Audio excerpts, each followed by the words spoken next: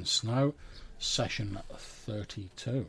So when we last left our heroes, they had entered the Dolmenwood, this strange, I suppose, demi-plane realm with this autumnal sort of springtime, sort of weird mix of like fairy forest.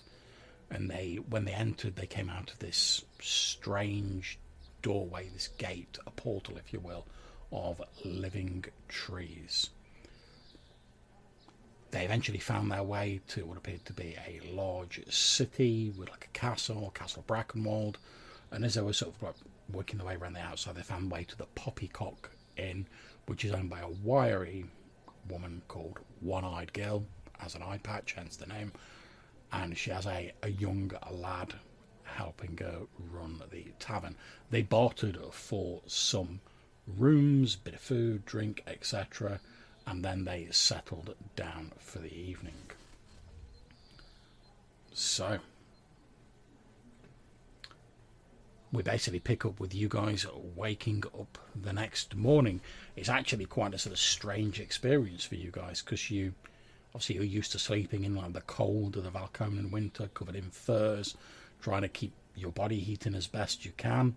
And this morning you wake up, you're in this lovely, pleasantly warm, temperate forest sort of area. You're in this comfortable inn. You're on these nice sort of softish sort of hay bales. The sunlight streaming through the small windows, these golden rays filtering through these little rays of warmth. It's probably the first night, well, since you came to Valconan, certainly, that you've like not had to sleep with like multiple animal furs on you just to get yourself to a comfortable temperature. But you wake up, I know you've got your 2 rooms, but you wake up in your various orders, whatever you decide. The raucous din of the people who are drinking in the Poppycock Inn the night previous appears to have died down. You can hear a bit of sort of low level, like murmured conversation, presumably coming from like the main sort of bar/inn area. You can hear, like the sound of the odd chair being scraped across the floor, or like glasses chinking together, that sort of thing. But you all wake up in the morning. Obviously, your 2 rooms are opposite each other, so you've got easy access to each other. Over to you guys.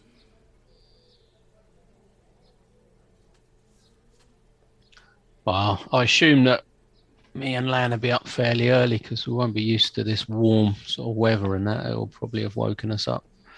So yeah, we'll be. It's actually quite difficult for you. It's obviously you guys both being ice walkers, and you've been sort of like born and bred, so to speak, to like deal with the cold weather. You almost felt like a little bit sort of like naked or like unguarded as you slept, because you're that used to sleeping with all these furs on you and taking all these precautions sort of on the ice floes where your people live, that just basically wearing like your underclothes and like sleeping with like a thin sheet on yourself on some straw seems like really weird to you. Yeah, I imagine that Brock is probably sort of bare-chested at the moment. He's just wearing some sort of his normal sort of trousers and bare-chested because he's just overheating almost constantly. That's it. We've got Lan there applying like the baby oil like early in the morning.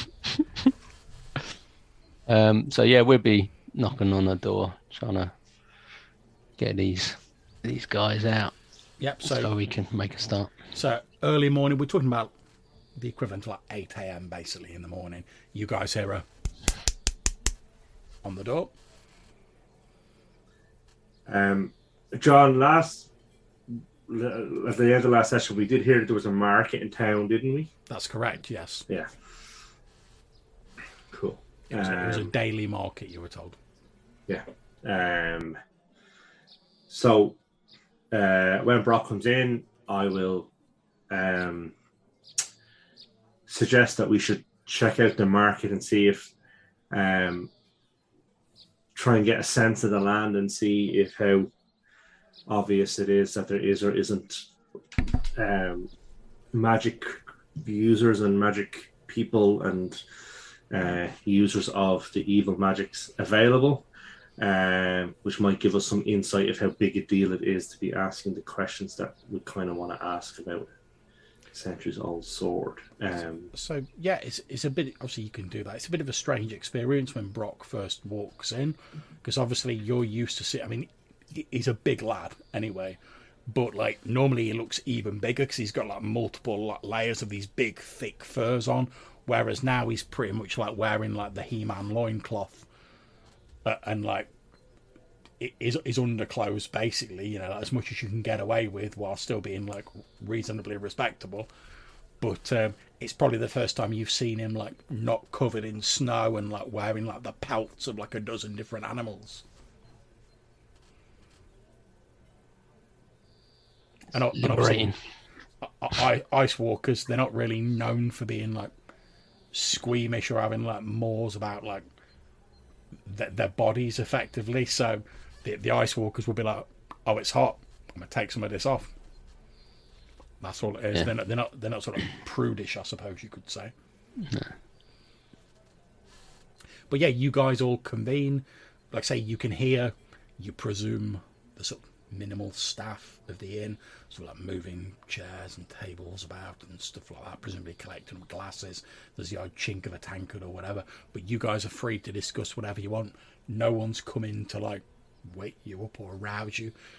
You don't know whether they would do anyway, because obviously you've paid for the rooms for like a fair bit, but it's still fairly early in the morning. Like I say, the sunlight's just filtering over the horizon and it's coming through the little windows in the inn, but you're free to discuss whatever you want. Yeah, I'm keen to look for a map of the area, maybe at the market or something. So I'm keen to get on with the day. Yeah, it'd be good to start early, I think. I should be well rested after a good night's sleep. Hard to sleep in this heat. Yeah, I mean that's got its challenges, but yeah, you see Lan looks a bit sort of ill at ease, probably due to the conditions, and she says, yeah, it doesn't feel right with everything being so warm and doesn't feel natural. well, it's not natural, unfortunately, Lan. Just remember how we got here, and then Brock gets a bit of a sort of gloom over his face, because he sort of realises straight away, oh yeah, we're in this magic place. Yeah. Well, we certainly come through some magic doorway. She sort of puts a hand gently on your shoulder, but she like frowns and like nods as well. And you obviously you guys are pretty in tune now, and you sort of get the feeling that, as you've said, remember how we came here, she's doing the same as you. Obviously, she's got the same sort of predilections against magic and sort of enchantments. And you can see that she's also obviously thinking, oh yeah, we came through a magical doorway to get here. Not so keen on that. So that's why I'm keen to get on, do what we need to, and potentially get back. Well, let's go direct to the market and try and get some sense of the city. As you're saying that, from the direction of the bar, you hear a female voice. You recognise it as Gil's voice, the proprietor of the tavern. You hear her saying, well, there you go, just leave it on the bar, that'll be fine. And you hear like a murmured response from someone else, and then you hear like a of the door opening and shutting. And there's a bit of general conversation going on. Yeah, well, I assume we go out that way anyway to leave, so you can always have a look on the way past. As you're heading through, you see this tall, wiry woman with this eye patch over one eye, and you can see the young lad like Harold's like cleaning down the tables with like a rag and stuff like that. And as she sees you walk in, she like looks up and holds her hand up and then says, "Oh, did you have a good night's sleep?" A little warm, but comfortable enough. She says, "Warm? Oh, I thought it was a bit chilly last night." Oh, not from round these parts. She sort of like raises an eyebrow and says, "Well, no, I could tell that from your from your clothing when you got here." And she says, "Get you a drink. I see you're off to be about your business. Get you a drink at all? We've just got a bit of a rare consignment in Moon's milk." She like taps like a very little like wooden barrel that's on the bar, And she says, "Oh, don't get much of this in from Orb Swallow." Yeah. Do they put actual milk in it? She says, "Well, it's not technically milk, I don't think. Or at least I don't think so." And she says, "Well, come over and have a look. You can judge for yourself." And she pretty much like pops the top off the barrel, and when you look into it, there's almost like a strange sort of like slightly sort of like, I suppose the best way I can describe it is like a sort of sweet and sour like aroma that like comes out of it. And you look inside, and there is indeed like a sort of milky white liquid in it, and floating in it are these small round sort of like grape-like fruits.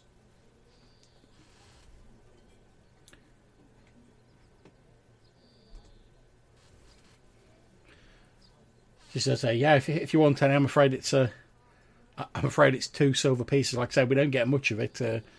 The journey from Orb Swallows are a little bit on the dangerous side, so it's a bit costly to get it in, if you know what I mean." Bandits on the road? He says, "Oh no," she says, "worse than that." She says, "You have to go through Bog Barrow together." Oof. That's You wouldn't want to go there. She says, "Oh no, definitely not. It's a nasty old place, that." You hear all sorts of like ghost stories and stuff like that coming out of the old barrows. Yeah, it's a horrible, like swampy, like marshy area. Yeah, there's all manner of people are supposed to have died and like disappeared and been like sucked down into the bog. And there's always somebody telling a story about like seeing a spectral spirit, or like seeing a light that they think's like a village, and then they go after the light, and they find themselves sinking into the bog barrow. Yeah, no, that sounds like a challenge to move through. Truly. Did we have, John, did we have any kind of breakfast here on offer?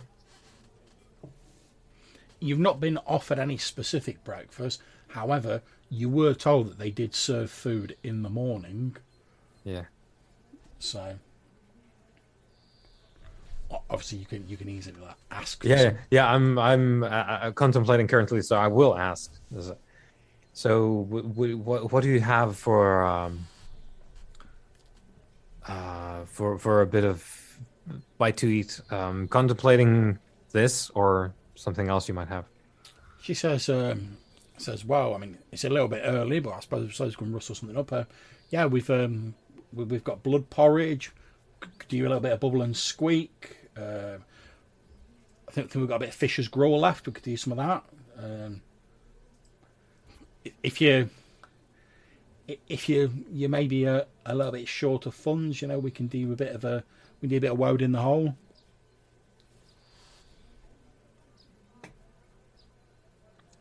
What do we want? It'll be a long day, I think. How much blood is in the blood porridge? She says, "Oh, don't worry, though. Don't worry, we don't skimp on it. There'll be plenty of bloodworms in it. Don't you worry about it." Says, "Obviously, it's up to you whether you want them dead or still alive when they go in. We can do either." Choice? Yes. I'll have the blood porridge. Yeah, sounds like it's got some protein to it. All right, that's two blood porridges. Anything else I can get you? And she looks around the group. You said something about fish? Says, "Oh yeah. So what? Fisher's gruel we call it. There's not really any fish in it. It's like it's a bit like a sort of savoury porridge, but it's like cooked in like a fish stock, made with the bones and stuff like that." Sure. Ooh, I'll have one of them instead of the blood porridge. Yeah, sure. All right, that sounds homey. Two fishes gruel and a blood porridge, and then she like looks towards you, Quentin, and says, "What about you?" I'm fine, thank you. Okay. She says, "I tell you what, since you've booked for the rooms and everything, call it 5 silver pieces all in, and we'll call it a day." And then she, as you're sort of like, without even like waiting to see whether you're going to give her the money, she sort of leans around and she's like, Harold, get yourself into the kitchen. We want a couple of fisher's gruel and one of the blood porridges. She looks back over to you, Brock. And do you want the worms, the blood worms live or? Uh, I'll be making this potion. I think my friends would prefer deceased bloodworms. Yeah, and a couple of bloodworm porridges. Boil the worms before you put them in. Harold, there's a good lad, and you see this like sort of frizzy red-headed lad. He's like, "Oh yeah, I'll get right on it." And he sort of hustles off into this little side room, and you get like pots and pans being moved around and stuff like that. A few minutes later, he comes back out. He brings these two fishes gruel. Like I say, it's basically a sort of savoury like porridge / like couscous sort of deal, and it's been cooked in like a fish stock. There's no actual fish in it. It's obviously a very sort of poor person's meal, effectively.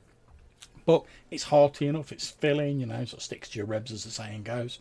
And then this blood porridge is brought out, and that's like an oat sort of porridge, like a more traditional porridge, and it has these like quite fat sort of like reddish worms, so like mixed in with it.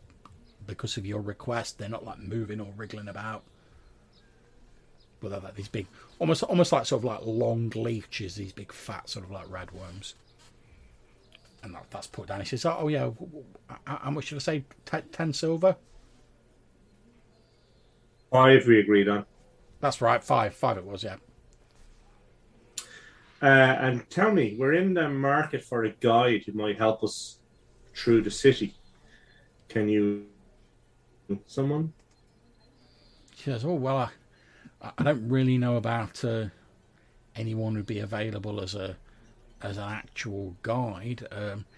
If it's like a map or something like that you're looking for," he says, "well, I think I've got an old, like sketch map around here somewhere. I could probably let you have that for.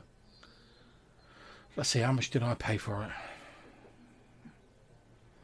I mean, yeah, call it 20 gold coins, and I can let you have the map. It's, although to be honest, it is a bit more of a general map of like the Dolmenwood rather than just like Brackenwold. So it depends what you're after." Can we see it before we decide if we want to buy it? Yeah, sure. And she starts like rummaging around under the bar, and I'm going to see if I can bring this up on the screen. So just give me a minute.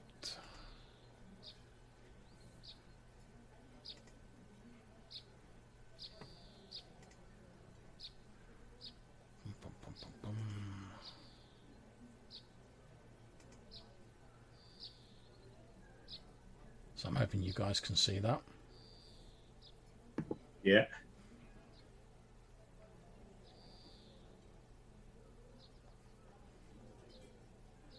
And it's on like a bit of tatty old parchment. She actually had it like rolled up and like stuffed in a bottle on like a little shelf under the bar. She pulls it out, sort of like blows a little bit of dust off it, spreads it out on the bar in front of you, and she's like, "There you go."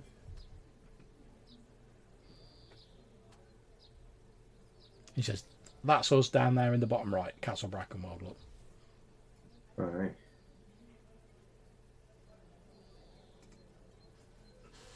Okay, and I'll give her the 20 gold for that. That looks like it would be useful for us. Yep, she takes that and hands the map over to you.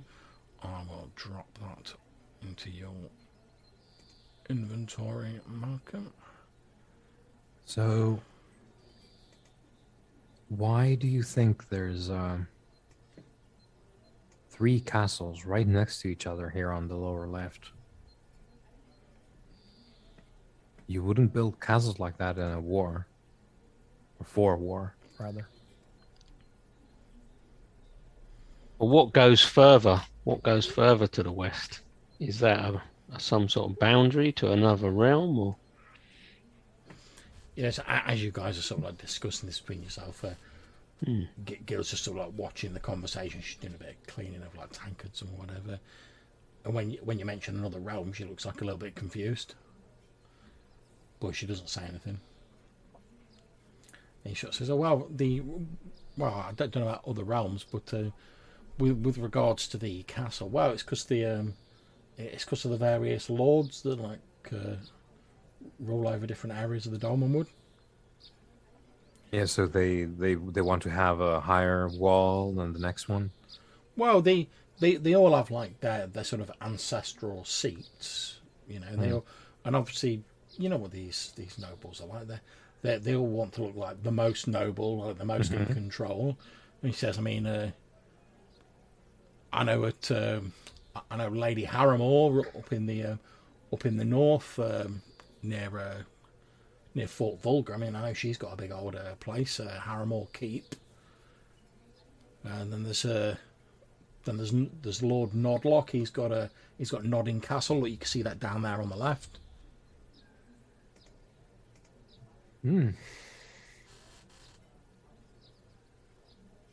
Are any of these lords like learned scholars? He says, "Oh, learned scholars. Well,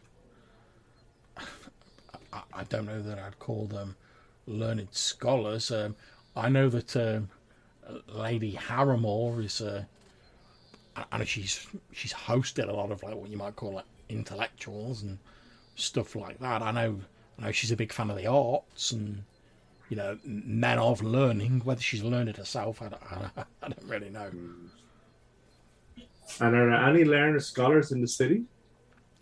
She says, "Well, there's the college in the city, obviously, and that's got a lot of very learned people at it. But whether you'd get admittance to it, I don't know. I mean, they call it the College of Physics and Sorcerers, but and apparently it's the only officially sanctioned college of such like in the land. But well, they don't really go mixing with common folk like me. So like whether you'd be able to see them or whether they'd be even interested, I don't know. I mean, to be honest, I've always thought of them. You know, I mean they get whatever they're doing there, like subbed by Lord Brackenwold. So you very seldom see them out and about, to be honest, and pretty much what they want gets brought to them. So, and whereabouts is the college? He's like, well, if you head in through the Silent Gate, head down the street you'll see in front of you, then take a right at the Grand Market. You'll see the Grand Market right in front of you. You can't miss it. It's the bigged market in these, and she's basically sort of like pointing and gesturing, and I'm going to make a couple of these notes sort of like visible on the map, and she gives you very rough directions.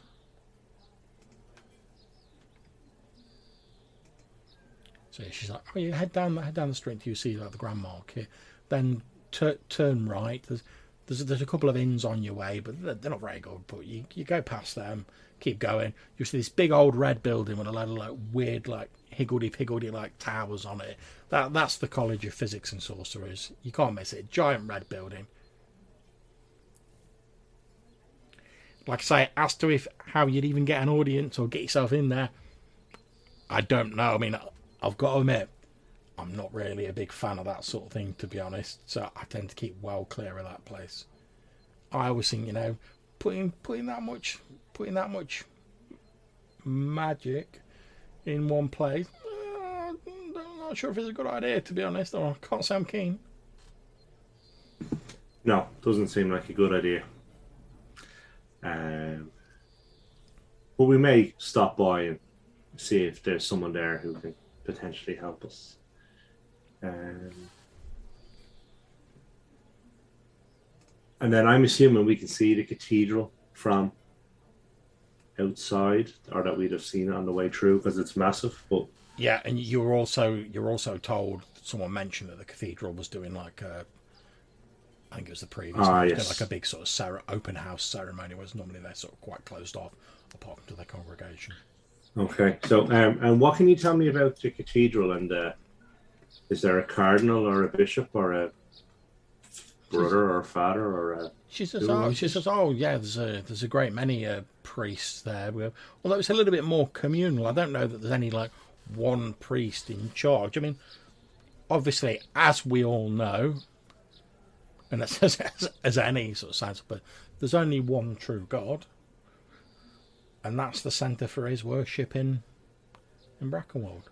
Like I said, they're pretty sort of private. They keep to themselves, but they do have like open services where anyone can come in. You know, I mean, they're not quite so evangelical as some, like spreading their faith and whatever, which I can respect. You know, but if people are interested, I've never known them to turn anyone away, and I know they quite often like give alms to the poor. You know, if someone needs a place to stay, you know, they're down on their luck, they'll like take them in and whatever, and it's part of their beliefs.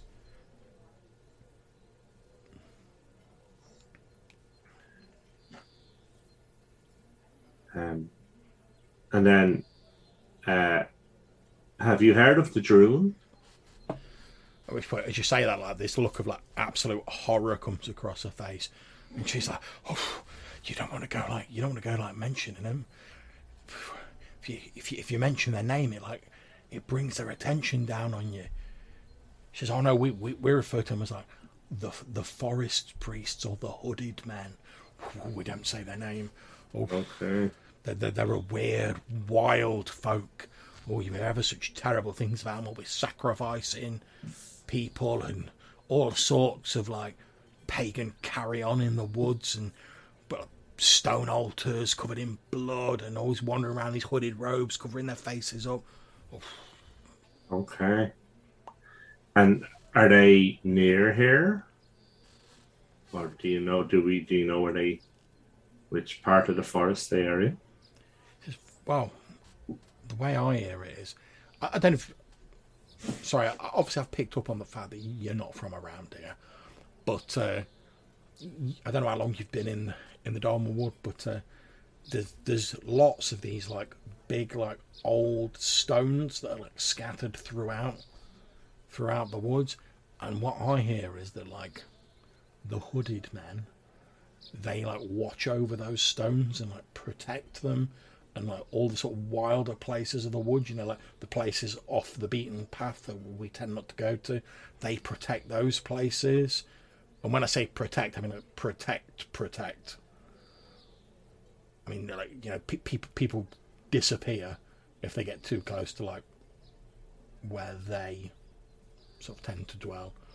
I couldn't tell you exactly where they are, but you know, from what the legends say, I mean, I can't say I've ever seen one myself, but from what the legends say, if you're near one of these stones, you're never far away from one of them. But like I say, they're supposed to have all sorts of like strange abilities and like be able to like curse people and stuff like that. So that's why we don't even say their names. You know, you never know what sort of misfortune you might be calling down on yourself.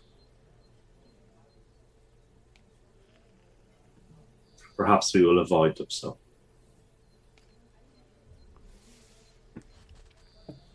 He says, "Well, yeah, I mean, again, I'm only going on the old stories like my gran used to tell me, but apparently they used to be a lot more sort of common, like back in her day.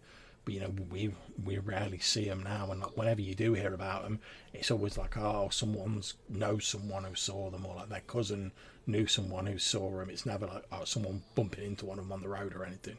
So most, I mean, like I said, we're cautious about it, but mostly as long as you stick to the paths, stick to the well-travelled areas, we can mostly avoid them, and that's the way I like it.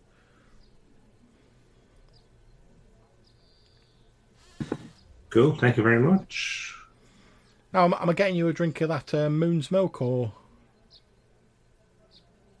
I'm good with the Fisher's porridge stew thing.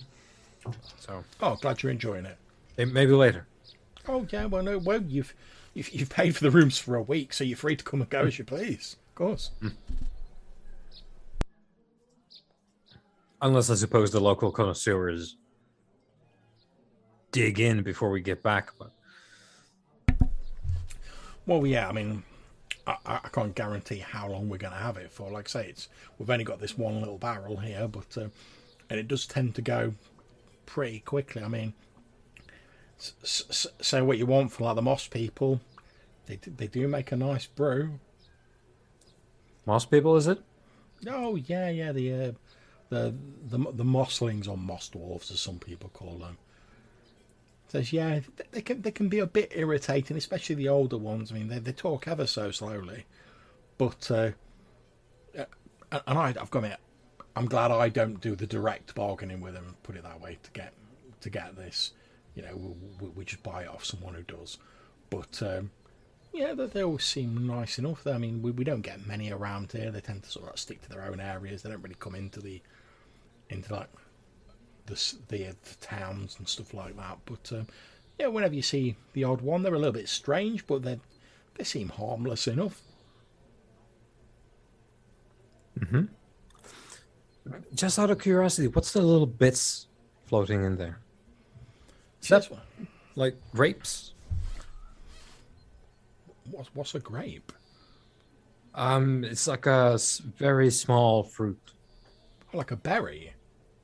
Yeah, like a large berry, I guess. Oh right, okay. Says well, I don't. I mean, they are some sort of fruit. From what I hear from my supplier, like the trader who brings it through, I don't know how true this is. He might just be angling for some more money.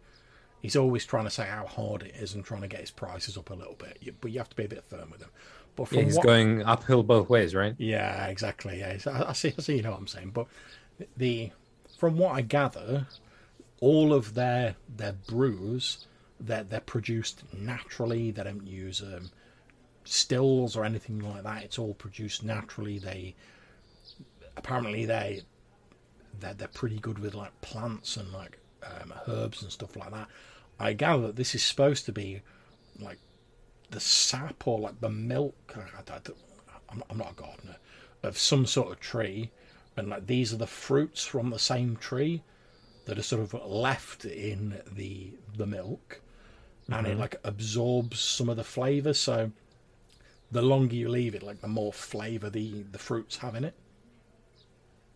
It's got I mean, I've tried it myself. It's got like it's a little bit difficult to describe. It's got like a very like creamy, like say almost milk-like sort of flavour to it. But there's like a bit of a sort of like sour, not unpleasant, but there's like a bit of like a sort of sour like twang to it afterwards. And if you eat one of the fruits, they've got a bit more of like the sourness to them. So I think the two of them, like the flavours sort of mixed together.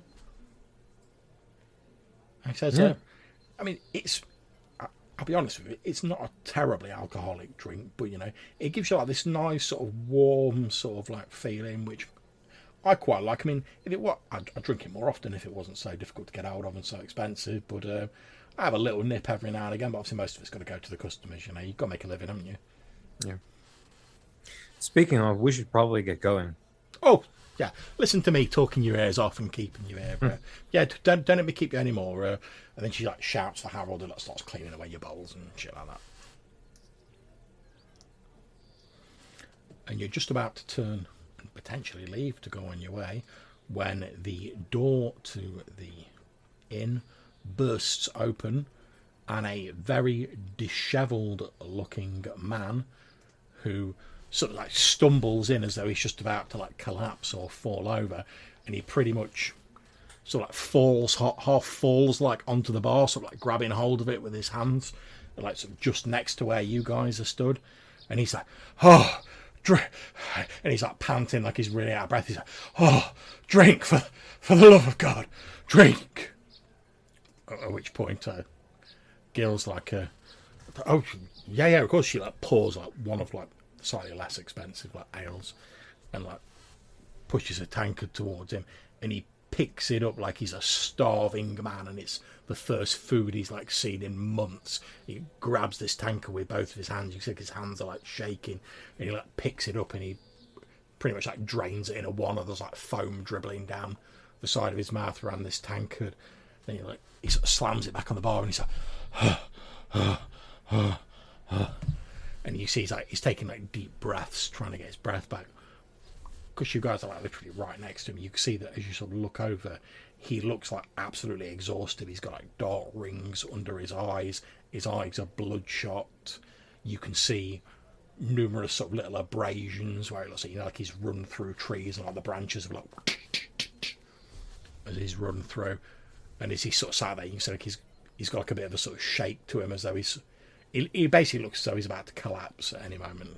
He looks absolutely exhausted. And obviously you guys have travelled through the Arctic wilderness, so you know what exhaustion looks like. Mm-hmm. I'll grab a chair and sort of push it under him almost. He sort of slumps down into it and he says, "Oh, thank you, sir. Thank you kindly. Oh, just need to rest for a little bit. Just need to get my breath back a little bit." You seem to have been through some ordeal. He says, "Yeah." He says, "I feel like I've been running all night. I didn't think my legs were gonna last out, but I was heading for Brackenwold, but I saw the inn and I didn't think I'd make it all the way to the gate, so I came in here." And he seems like he grabs the tankard again and empties the last few like drops into his mouth, and Gil like quickly refills it. Don't even ask him about money, just quickly refills it and like puts it on the thing, and he's like as he drink it, puts it down again. He goes like that, and then he takes out like a handful of like coins, and like he doesn't even seem to count them. He's just like, ugh, and like drops them onto the bar, and you see her sort of like Gil like searches out a few of these coins, and they're also like dirty and like got mud on them, and she's like sorts the coins out and like pushes the rest over back towards him. What's unless they're too dirty to make it out, what's on the coins? Okay, they seem to have on one side they have like a stylized tree, and on the other side they Conifer, leafy. It's deciduous, and on the other side it has like a stylized picture of a crown, and you can see like it's one of those crowns where you know like where they have like the crown, and then there's like the sort of like the ball bit with like the cross on top of it. I forget what it's called. It's one of those sorts of crowns. Okay. Yep. I will make a mental note of this. The girl's talking about it, and she's like, "Oh, you're about to collapse. Do you need a room or something?" He's like, "Oh, well, I don't have much money." And she's like, well, we've got a couple of rooms that are empty at the minute. Like, at least go and get like an hour or two sleep, and we can talk about money. And if you need like a longer term room, like when you've rested a bit, I mean, you're no good to man the beast if you just got to fall over. And then she like laughs to show she's saying this as a joke. She's like, "Well, the last thing I need is someone like dropping dead in my inn. So think of it as a favour to me if you want. Just go and have yourself a bit of a lie down. We'll talk about money and stuff later on." And he starts to sort of get to his feet, like his legs almost give way, and he like almost sort of like falls over. She sort of looks over to you guys, and she's like, "I'm really sorry to ask this, but would one of you like mind helping him to one of the empty rooms? Because I don't want to put that." Yeah, I sort of pick him up with one arm under one of his arms. Yeah, On the shoulder. he's pretty scrawny and he's pretty light, so you have no problems like picking him up. And he's got like his arm around your shoulder, and he's sort of like thanking you, and he's like, "Oh, thank you, stranger, thank you." "Oh, to be honest," and like this is like as Brock's walking him away, so the rest of you just hear that bit as he's like trailing off. But obviously Brock, you hear the rest of his sort of like exhausted ramblings, and he's like, "Oh, I've been running all night. I thought damn sure those elves were going to get me. Oh, I don't know how I give them the slip." Elves? You were running away from elves? "Oh, yeah. It's my own fault. I shouldn't have gone off the paths, but you know, times have been a bit hard. Normally I try and make sure I'm a hunter by trade. Normally I make sure I'm in before dark like every other sensible person, but like I say, times have been hard. I decided to push on a little bit more and like carry on doing a bit of hunting, see if I could get a bit more meat for the larder, and I must have got turned around or got lost somehow. I wandered into this bit of the woods that I didn't recognise, and as I was wandering around, I found myself in this clearing, and there were like these weird like little little lights, sort of like glowing like golden lights, like just like floating around like fireflies in the clearing. And I didn't really know what to make of him. I mean, he looked quite pretty, and I was just sort of looking at it, you know, sort of taking it all in, thinking, all right, I'll call it a day. I've got a few hairs and whatever. I'll call it a day. And well, then I heard this horn, and these elves came out of nowhere, riding on these great big bloody, and he like sways a bit, and you like have to like steady him, riding on these great big bloody hounds. They were like giant things, and they laughing as they came out, one of them blowing this big horn. Oh, the laughter fair chilled me to the bone, sir, it did. And then they came after me on these hounds, and I didn't know what to do, so I just ran, and I ran. I seemed to be running all night. I don't know how I gave them the slip, but at some point I lost them. Just my legs were about to give out, and then as the sun was coming up, I saw the inn, and like with the last of my strength, I sort of staggered through the door, and that's when I met yourself, sir. Begging your pardon. It's like bloody elves. It's like everyone knows you can't trust the elves. So I continued to escort him to this room, and I said, "What part of the wood was you in when you saw these elves?"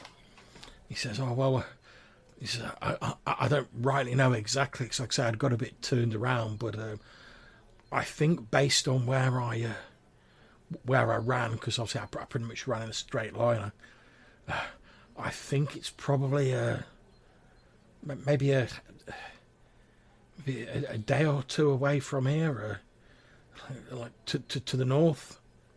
He says, "Yes, that must be right, because as I was running back, I ran past the wench gate on my way back, and then once I got to the wench gate, I hit the road, you know, the horse eye road, and then I carried on south towards Brackenwold, and well, you know the rest." And you was on your own, was you? No others in danger?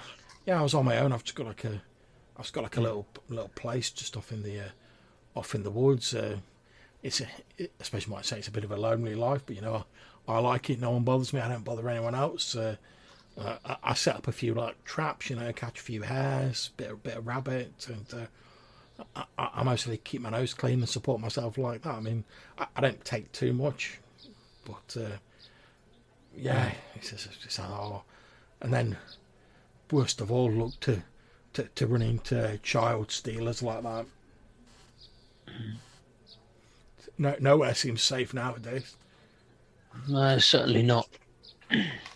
So I'll help him sort of get to his room, lay him down, and you find an empty room.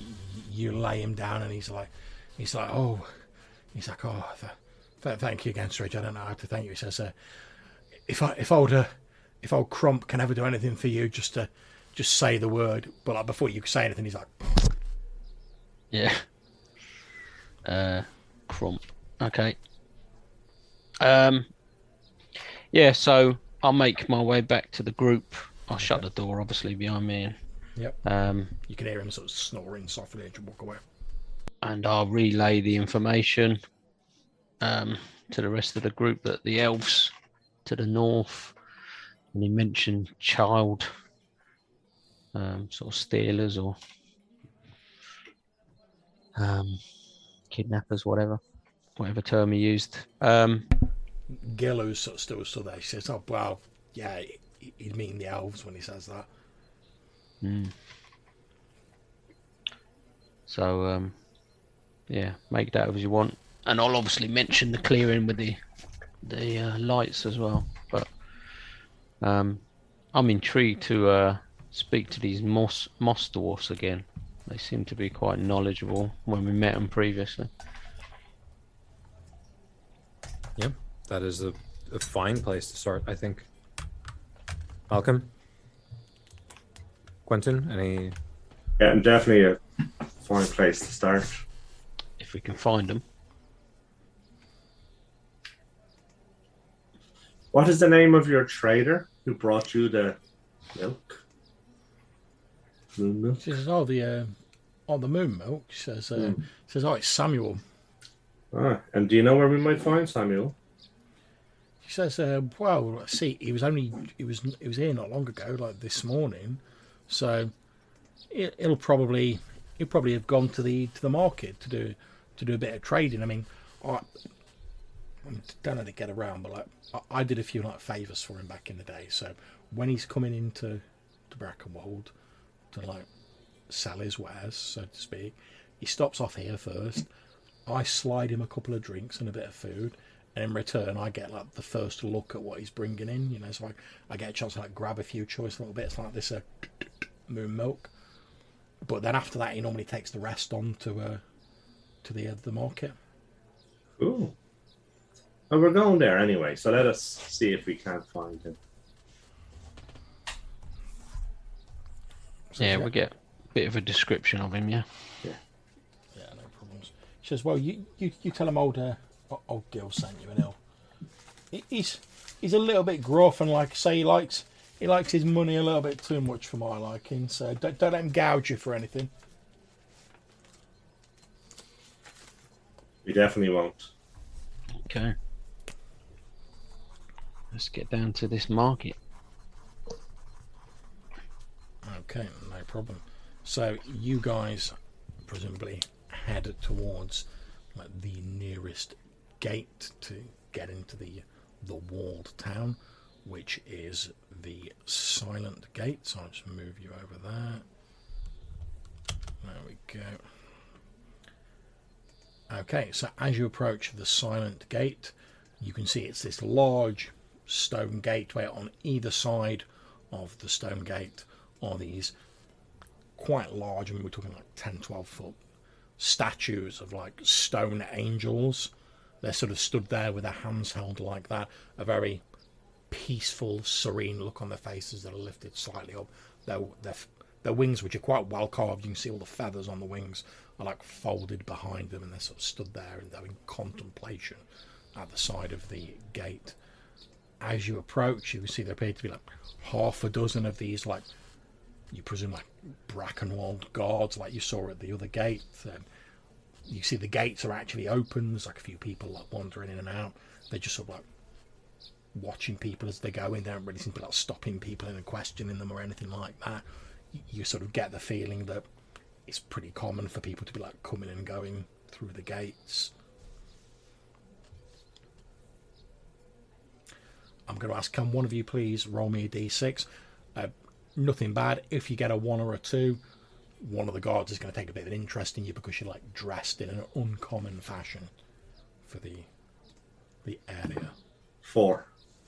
Okay, yep. So they're either busy or they sort of don't remark on it, and you just wander in. You see a few of them sort of like looking you over as you walk in, but they don't say anything. And you head into the main sort of street. There's like a little square. As you walk in, you can see another large statue in the sort of center of this little square. As you head in, it's like a sort of wide brick paved square, and there's this iron statue. It's obviously made out of iron, of this large sort of looming sort of strange, like phantom like looking, almost like spectral looking figure, like a sort of ragged cloth hanging from it. And then on either side it's flanked by another 2 of these like angelic looking figures. There's like strange sort of like runes that aren't familiar to any of you, like carved at the base of the statue. And you can see a few sort of like people like, you know, looking up at the statue and just like talking and going about their business. But it's an odd sort of juxtaposition. It's like I said, this raggedy phantom looks quite foreboding and quite sort of sinister, whereas the 2 angels, one on either side, again are very serene, very calm looking. But no one appears to be paying it particular mind. The locals, they're wandering around doing their thing. You say it's got the name there on the statue? It has some strange runes carved on the base, but they're not in a language that any of you are familiar with. Oh, okay. I can read any language, John. I was hoping someone might think of that. Okay, is that a skill you have to roll, or?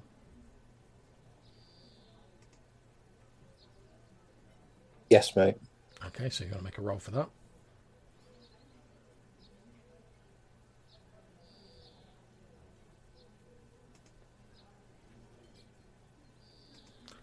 Okay, so as you look at these runes, you're like, it looks a bit like some of like the older languages I've seen. It's a bit different, but like you're not getting the full sort of scope and the nuance of the runes, but you can compare it to languages you know enough to sort of work out the basics. And it seems to you like these runes are saying these sort of angelic figures, or the church or God or some sort of force of religion is like banishing evil, or this evil presence from the Dolmenwood.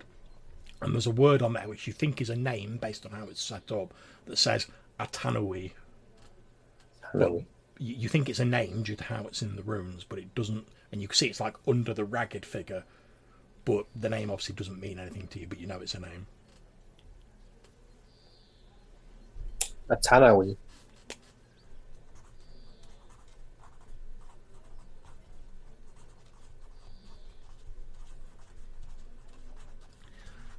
As you're sort of saying that, one of the locals just sort of milling around is a guy wearing robes. Obviously hears you say that, and he sort of walks over and he says, "Oh, scholar of the ancient ways, eh?" Mostly languages.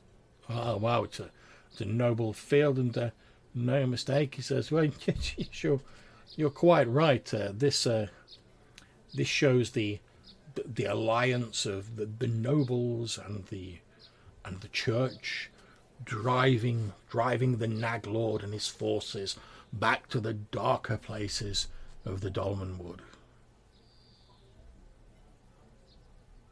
I would say that this statue has definitely encompassed that.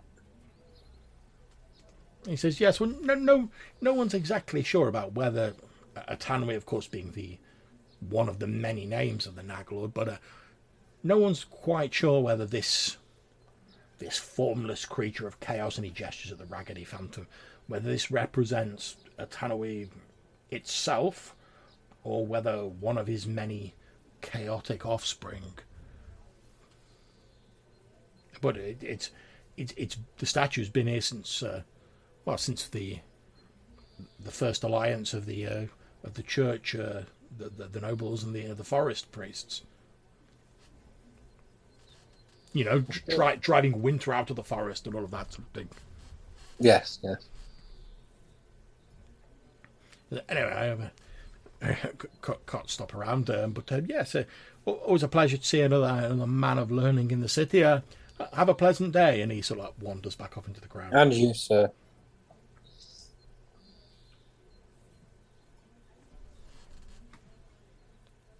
Okay, what do you guys want to do now? I guess we continue on to the market. Taking any sights in as we... Might I recommend that we all, change attire to blend? At the minute, we're a bit like sore thumbs.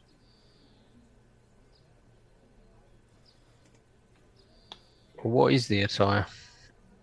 Well, generally, you look around and see what people are wearing, and then you buy something like that.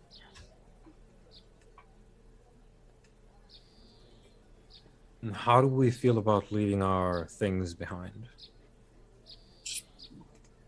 Incorporate it in. Just don't look so foreign.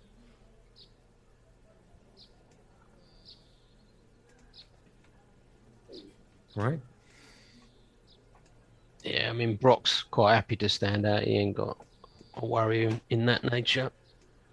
To be fair, there is not an outfit you are going to find in here that is not going to make Brock stand out. There is, mate. We're going to get him a moo-moo. Because but Brock is like gigantic compared to like everyone else you've seen around. Yeah, I'm just going to get him a poncho to wear. It'll be fine. But it's rather like like Arnie in the Conan films. Yeah. It's like sort of draping a poncho over him, like taking him into like a modern day town and not expecting him to stand out.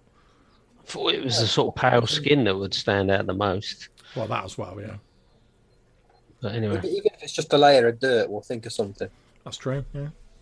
I mean, to be fair, if anyone knows about disguising, yeah, it's Okay, gonna be we'll yourself. put a bit of dirt on him and a bit of moss and say that he's a very large moss dwarf. Yeah, that might get the wrong attention. Well, they seem to be okay with the moss dwarves. yeah, I mean they seem friendly enough anyway. Anyway, at least for comfort, we probably want to look into some local wares. Yep, so you guys are having this conversation as you've like sort of continued towards the market, which was where you were sort of heading originally. As you get there, you see it opens up into this large, sort of almost palatial sort of town square. You can see that by now, because you've been wandering around for like an hour or two, you can see that there's all these stalls set up. I mean, it's effectively like 10 a.m. now. You can see there's all these stalls set up. There's people selling all their wares, various herbs, beverages, weapons, armor, all manner of like equipment that you can think of. As you're sort of heading into the square, a man sort of heads past you, and he's got a large sort of dog on a lead, and he's sort of like he's struggling a bit with it as it's like pulley. It's like this huge, like bulky sort of beast with like long shaggy fur, and he's sort of like struggling to like rein it in, and he's like, "Whoa, come on, my beauty, come on, I'm less of it." And he's like obviously like taking it towards the marketplace, but he's sort of struggling to keep it under control because it's quite a big animal. Where are you bringing your dog? He says, I'm taking it to market to sell it, sir. Ah, and how much are you looking to sell it for? He says, "Oh, well, this," and he sort of like pats the dog. He says, "Well, this is a Langston Mastiff, sir. Purebred." He says, "Well, I should get at least 50, 60 coin for it." Silver? "Oh, you insult me, sir." He says, "I did say this was a pure breed Langston Mastiff." He says, "No, gold's the colour for that, sir. Gold." Aye. He says, Indeed, now don't get me wrong. They can be a little bit headstrong. They're a bit difficult to train. But, once you've got them, sir, you couldn't ask for a more loyal animal. Lay down its life for you, sir, this dog would. Well, once you trained it, obviously. Aye, okay. He's like, "Oh, go on, steady on, my beauty." Can I give it some food? He's like, "Yeah, just be careful. They've got quite sharp teeth. They get a bit excited when they see food. I don't want you losing a finger, sir." Yeah. Understood. Okay, so I would like to feed the dog some food and try and win it as a pet. Okay, make your roll. Just remember, I think it's 2d6. It is 2d6, yeah. And you can have a +1 to your roll because you're feeding it food. 2d6. And you also get to add your charisma, I believe. Yes, but I don't have any. So, do you remember offhand if high wins? It's 8 or over is successful. Okay, so I had 9 now. Yeah. with my Okay. So +1. you the animal's a little bit snappy, not in a sort of mean way, but like in a quite an excited sort of way, and you have to be like a little bit careful, like you said. But you've been forewarned. You feed it like some of the jerky out of your rations, and within a few minutes, it's quite happily like eating out of your hand. It's like licking your hand, like licks your face, and the guy who's sort of holding the lead, he's like, "Oh, see there, what did I tell you, sir? Look, he likes you already." He does. 50 gold? He says, "Yeah, that's the asking price, sir." Yeah, I'll take him. He sort of like holds his hand out.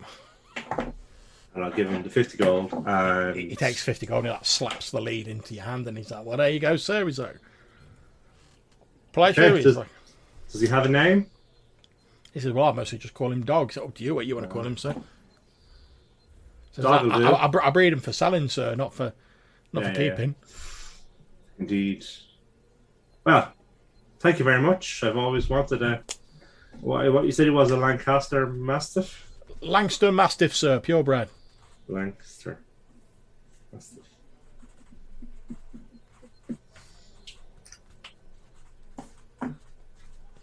Okay, so you now have this large sort of black, shaggy, like I say, sort of bull mastiff style I don't know animal. what that is. Oh yeah, okay. A large doge. Indeed. Cool. And yeah, obviously, because you've bonded with it, you don't really need the lead. It's quite, Yeah. you know what I mean?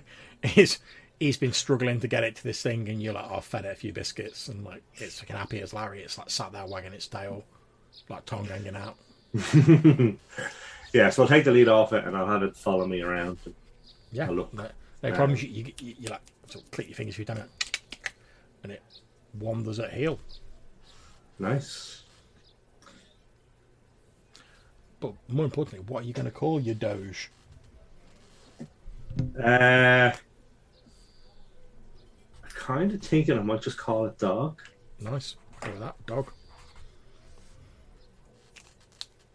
Nice little one. Until it does, it has to earn its name. We'll call it dog until it does something. Okay. Obviously, I've got the stats for that. I haven't set a token up, but I will set you one up for next session. Oh, shit, yeah. There's no big deal. Just, cool. And then, like I say, this fellow heads off with his coins. Obviously, probably going to like rock into the nearest tavern and get himself a drink because he wasn't expecting to sell his dog quite so quickly. But he's happy as Larry. Like I say, you wander into this large, expansive marketplace, and it's just like a huge cobbled town square. All these stalls set up. There's a hubbub of noise, like market traders are like sort of shouting about their wares and like trying to harangue customers into coming and buying off them. Locals are walking around, sort of like talking to each other and sort of saying hello to friends and like buying stuff. And the chink of coins as like bartering is going on. Hold on to your purses. It's probably not a bad shout. Although I guess I have dog now to watch my back. Well, as you're looking around, you do again notice there's quite a lot of these sort of like Brackenwold guard are sort of like scattered around. Although, Quentin, you certainly pick up from the fact that the guards look fairly relaxed. They're not sort of like on alert.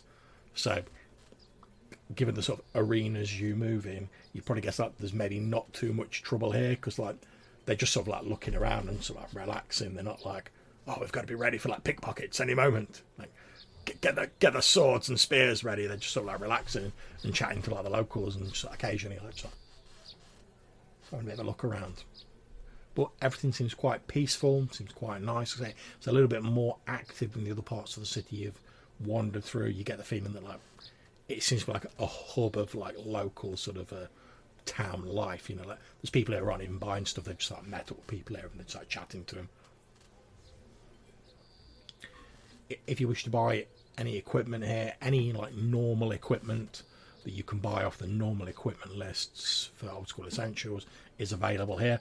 That also includes metal armor. I was just gonna say, John. that metal armor is available. Because obviously they're not like, oh, we best not make metal armor because we live in like the Arctic. They live in a nice balmy forest, so there is armor available.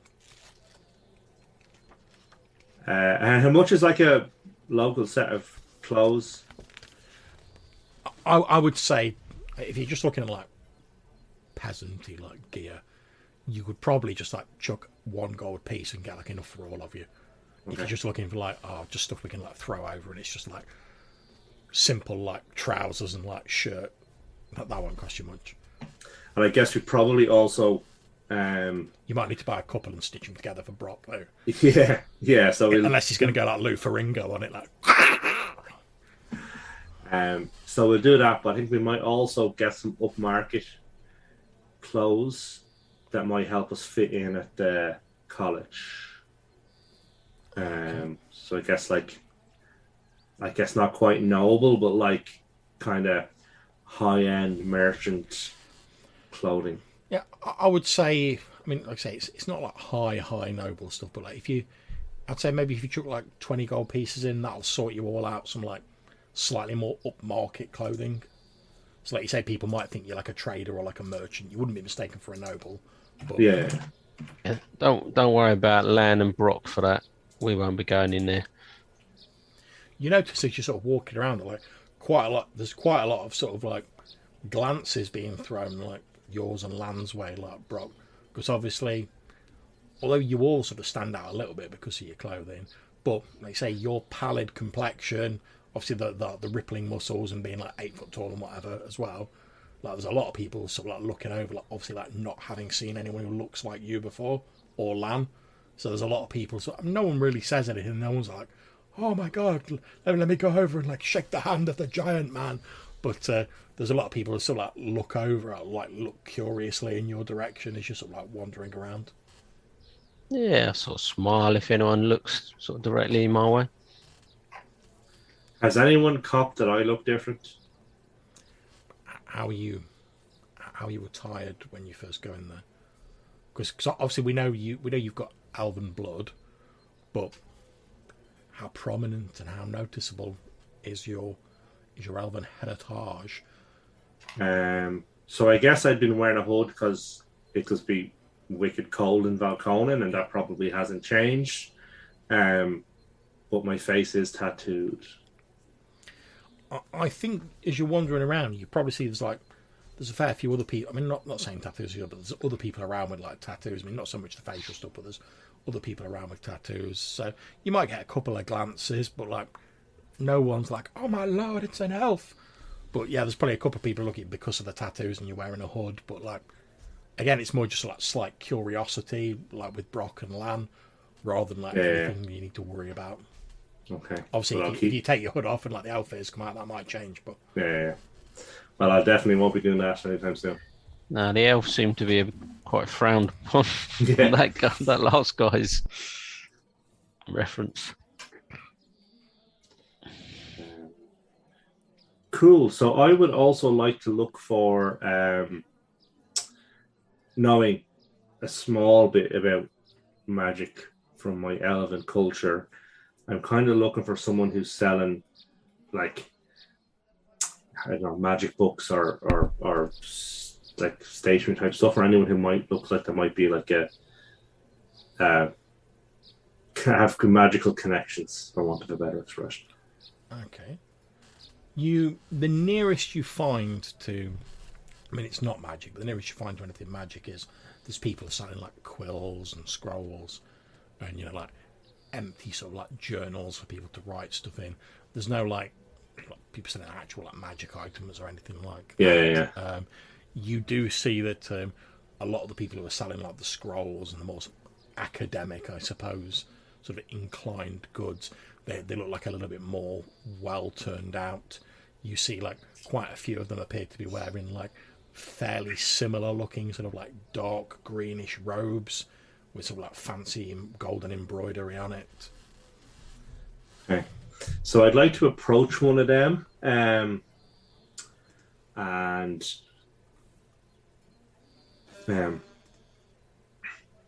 as I just kind of start talking to them, what do I want to say? Are you connected to the college? He says, "Oh yes, I'm and he's like a fairly young man.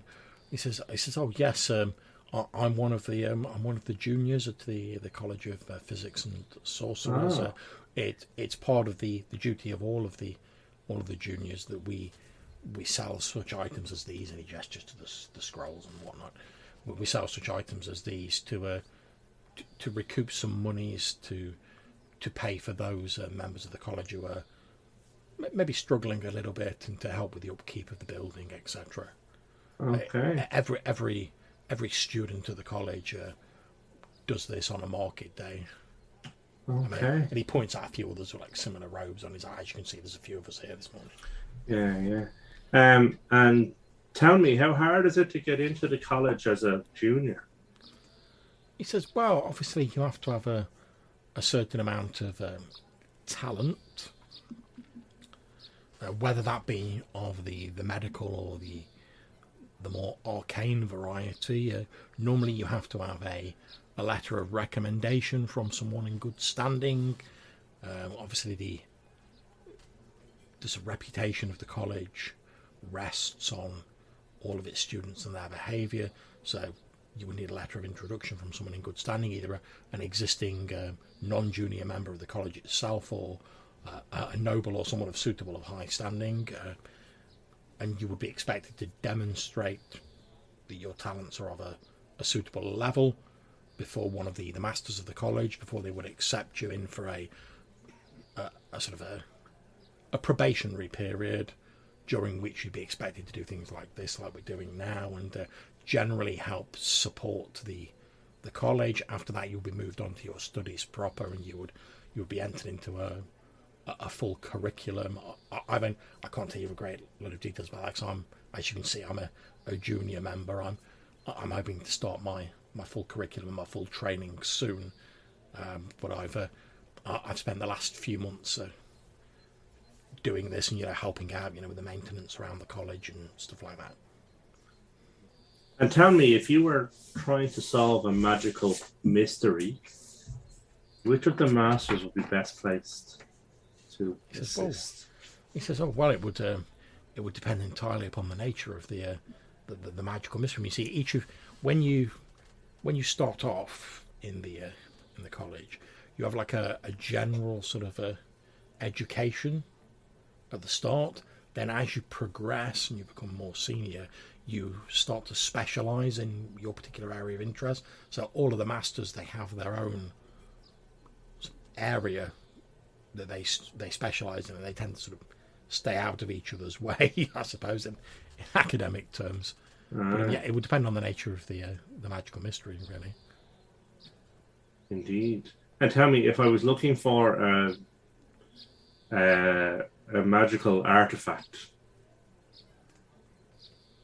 which master would be most helpful, do you believe? He says, well, if you're looking for a magical artifact, you're probably rather than the college, you're probably actually better to go to the Enchanters Guild House. Okay. They'd probably be able to help you with that. And he says, strictly speaking, the College of Sorcerers and Physics is more of an educational facility.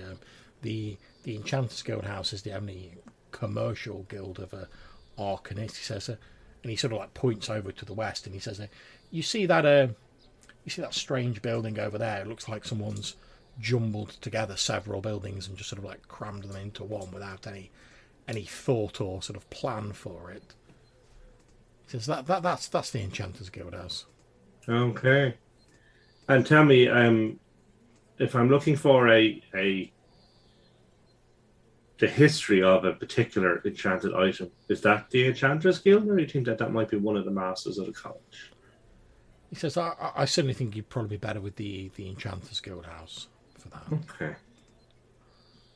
Well, we can certainly try that first. And I will throw him a gold coin and be about my business. Okay. Yeah, he takes the gold coin. He's like, oh, thank you very much. And he sort of goes on his way.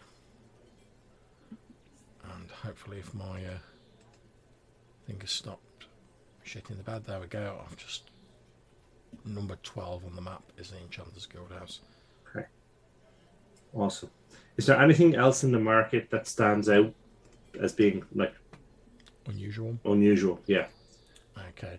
So as you're looking around, like I said, most of it's fairly common. You get obviously some of the stuff that's common gear in like standard sort of old school essentials worlds, but that wouldn't be in Valconen. It's probably a little bit new to you, like metal armor and stuff like that. You also see that, oddly enough, there seems to be a roaring trade in iron weapons, like weapons specifically made out of iron. Okay. There's also there's a lot of people selling like various hounds, dogs, stuff like that.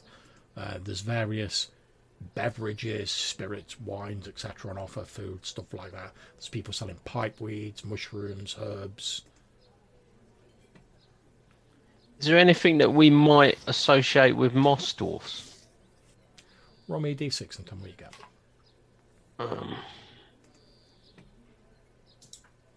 A 5. Okay, as you look around, you do actually see that there's a sort of tucked away in like a little stall, which appears to be like a sort of bric-a-brac sort of stall with like no real theme.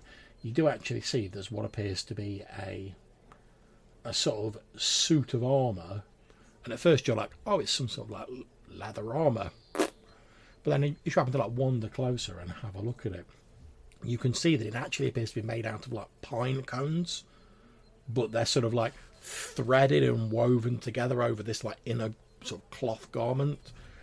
The sort of middle-aged woman who's running the store says, "Oh, yeah, taking a fancy to the pine cone armour, have you, sir?" "I don't know if it'll fit you, sir. It's made for fellas a little bit smaller than you, if you know what I mean." I was just interested. Strapping lad like yourself. Yeah, I don't have much call for such armour, but I was interested in where you might have got that from. It's certainly unique. She says, "Oh, it's from Orb Swallow, sir. One of the last time one of the moss dwarfs from Orb Swallow was here, and he passed through, got himself into a spot of bother. Didn't have any currency on him. He was wearing this you see here, sir. And well, I bought it off him. Actually, gave him a bit more than it's probably worth, to be honest. But I bought it off him, just to help him out, really. Gave him the money, so he had the money to like get his supplies and whatever. And I don't know what happened to him after that, to be honest. But probably went back to Orb Swallow." The Orb Swallow has a lot of these moss dwarfs, is it? Sorry, it should do. It's one of their towns, sir. Oh yeah, obviously. I'm not from round these parts, as you might have gathered. Oh yeah, I've never seen anyone quite as quite as pale looking as yourself, sir. Oh, you look like, oh, what do they used to call it back in the legends?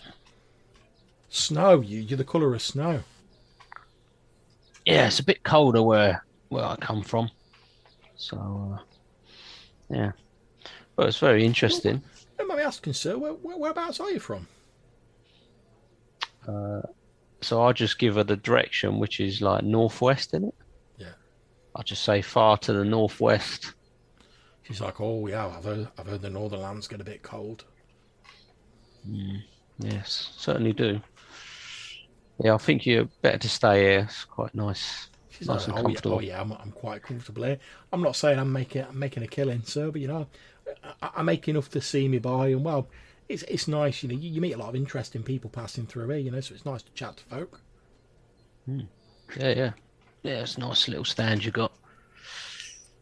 Like you say, not really for me, unfortunately. She says, "Oh well, maybe I've got some out for you. You might be interested in. So roll me a D100, Rob, and tell me what you get." D100.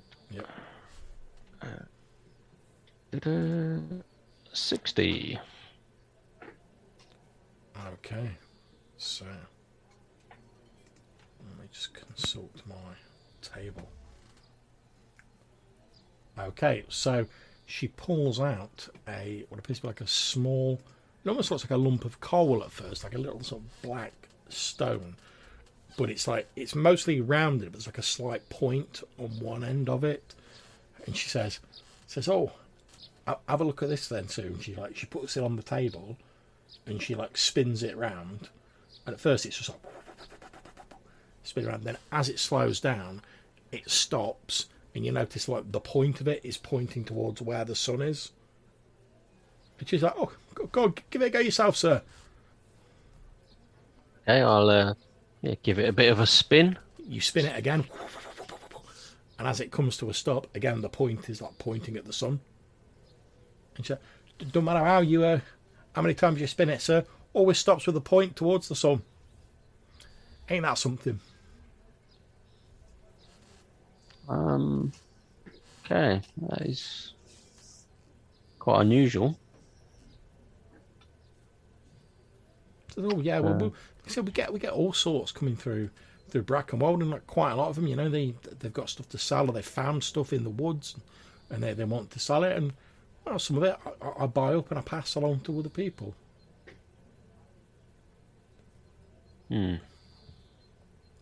I shall call Malcolm over and show him that as a thing of interest. Yeah, so But- Brock calls you over. Malcolm shows you this like stone that always points towards the sun. And where did you find such a stone?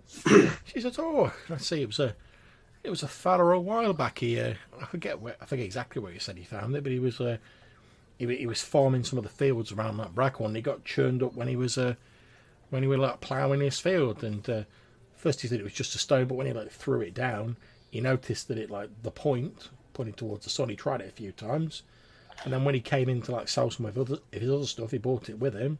So I showed it off to a few people, and I made him an offer. The rest is history." I don't know what good it'd do anyone, but I thought it was interesting. Yeah, I'm not sure what his purpose would be.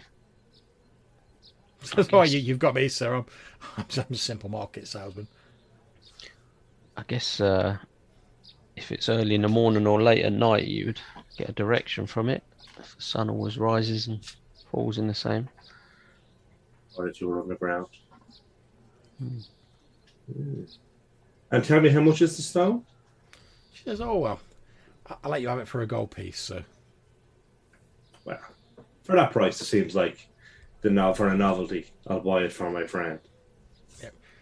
You hand her a gold piece, and she's like, "Oh, that's a funny looking coin, sir, and I've never seen one like that before." And she like gives it the old.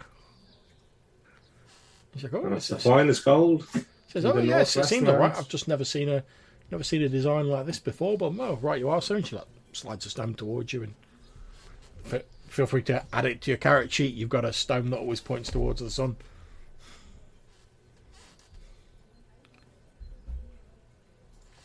Guess it would give you a direction underground, like you say, Yeah. if nothing else. As long as And, you know what time it is. Do we, since Malcolm's here, can I have a look at the map and see if that location's on the map? These moss dwarfs.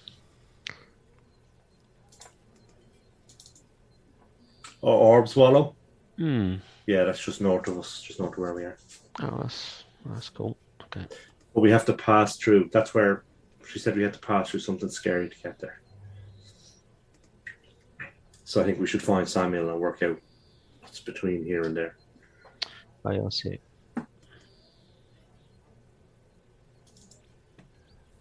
Yeah, okay. Okay, we head into the enchanters, are we? Exactly. Let's try and find Samuel first, I think. Oh, yeah, Samuel. Okay, so yeah, it takes you. You spent an hour like muddling around and doing that sort of stuff. It probably would take you maybe another hour to find him, so you'd be on sort of like midday. Whilst those guys have been doing that, Weimar and Quentin, what are you up to in the marketplace? Armor. Do we Armour. have an armor? That there is a guy, a smith you might call him, selling armor. What sort of armor are you looking for? Does he make the plates?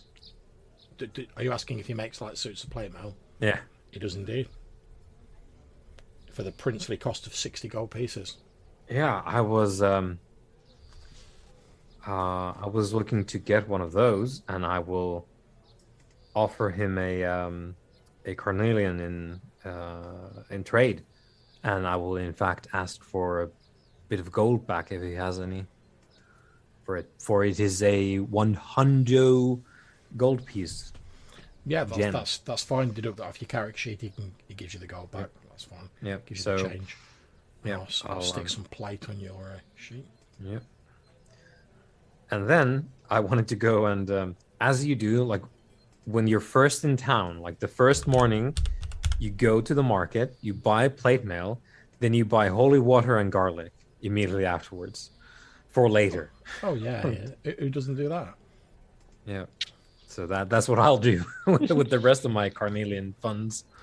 Okay. Standard procedure. I've put the plate on your things. You should be able to like equip that if you're like Yeah, let me go and see about that. Could be a place to find garlic, certainly. Yeah, that's what I was thinking. Like we need to load up on this and dry it, maybe powder some. Imagine having powdered garlic sort of Gunpowder. pouches, yeah, sort of like grenades. Shoot it. you know? I love the fact that you guys are like, oh yeah, we're gonna buy these enchanted things. We need to find like enchanted things. And one was like, I need armor, I need garlic, lots of garlic.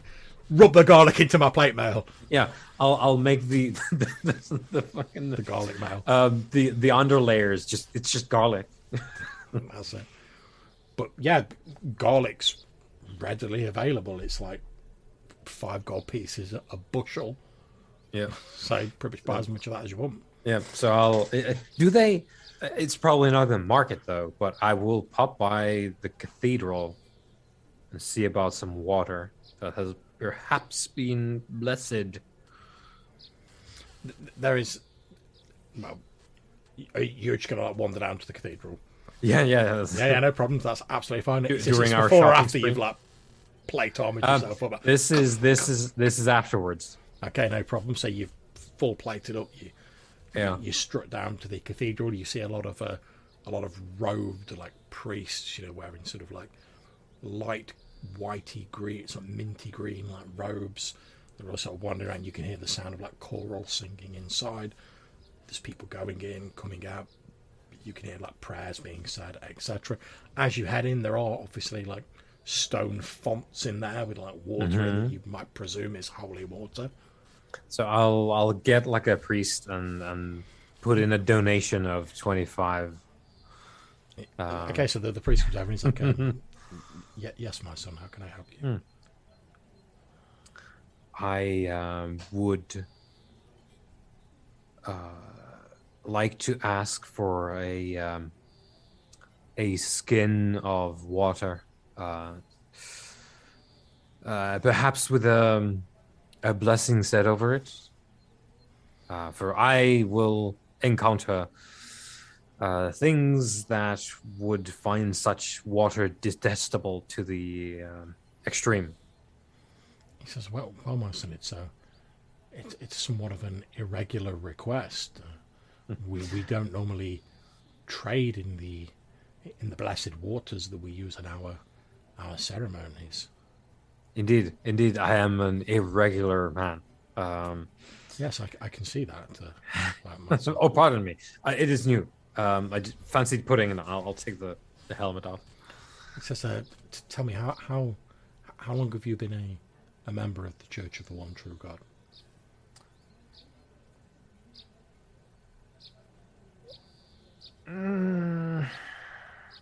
Minute, 2. How long have we been talking? That long. Since I walked in. Last time I had this armor. I'll say my path has been very long and circuitous when it comes to these matters. I am rather poor in attendance, but great in action. At this point, I'm going to ask you to make a charisma roll. I'm trying my best not to lie, but that doesn't help. Because, yeah, cool. Missed by 1. Okay. So, you're sort of slowly winning him over, you're not talking around. And he's like, well, I suppose if you were to make a donation of 30 coins, it would benefit the poor that we give aid and need to, and for helping them out a small amount of the blessed water. I suppose it is not too much to ask. After all, does not God tell us that it is nobler to give than to receive? Oh yes, and I am very eager to give this water to certain people, things. Here we go. I'll hand over the gold. He sort of waves a hand and he says, "Oh no, but please in the collection box, if you please follow me, my son." And he leads you down the sort of central Clank. Yeah, you get a few odd looks from like people who are saying their prayers as you like clank down the central like sort of aisle. He takes you towards the font, and you can see that next to it there is like a little sort of stone plinth. There's like a wooden box with like a slot on the top of it.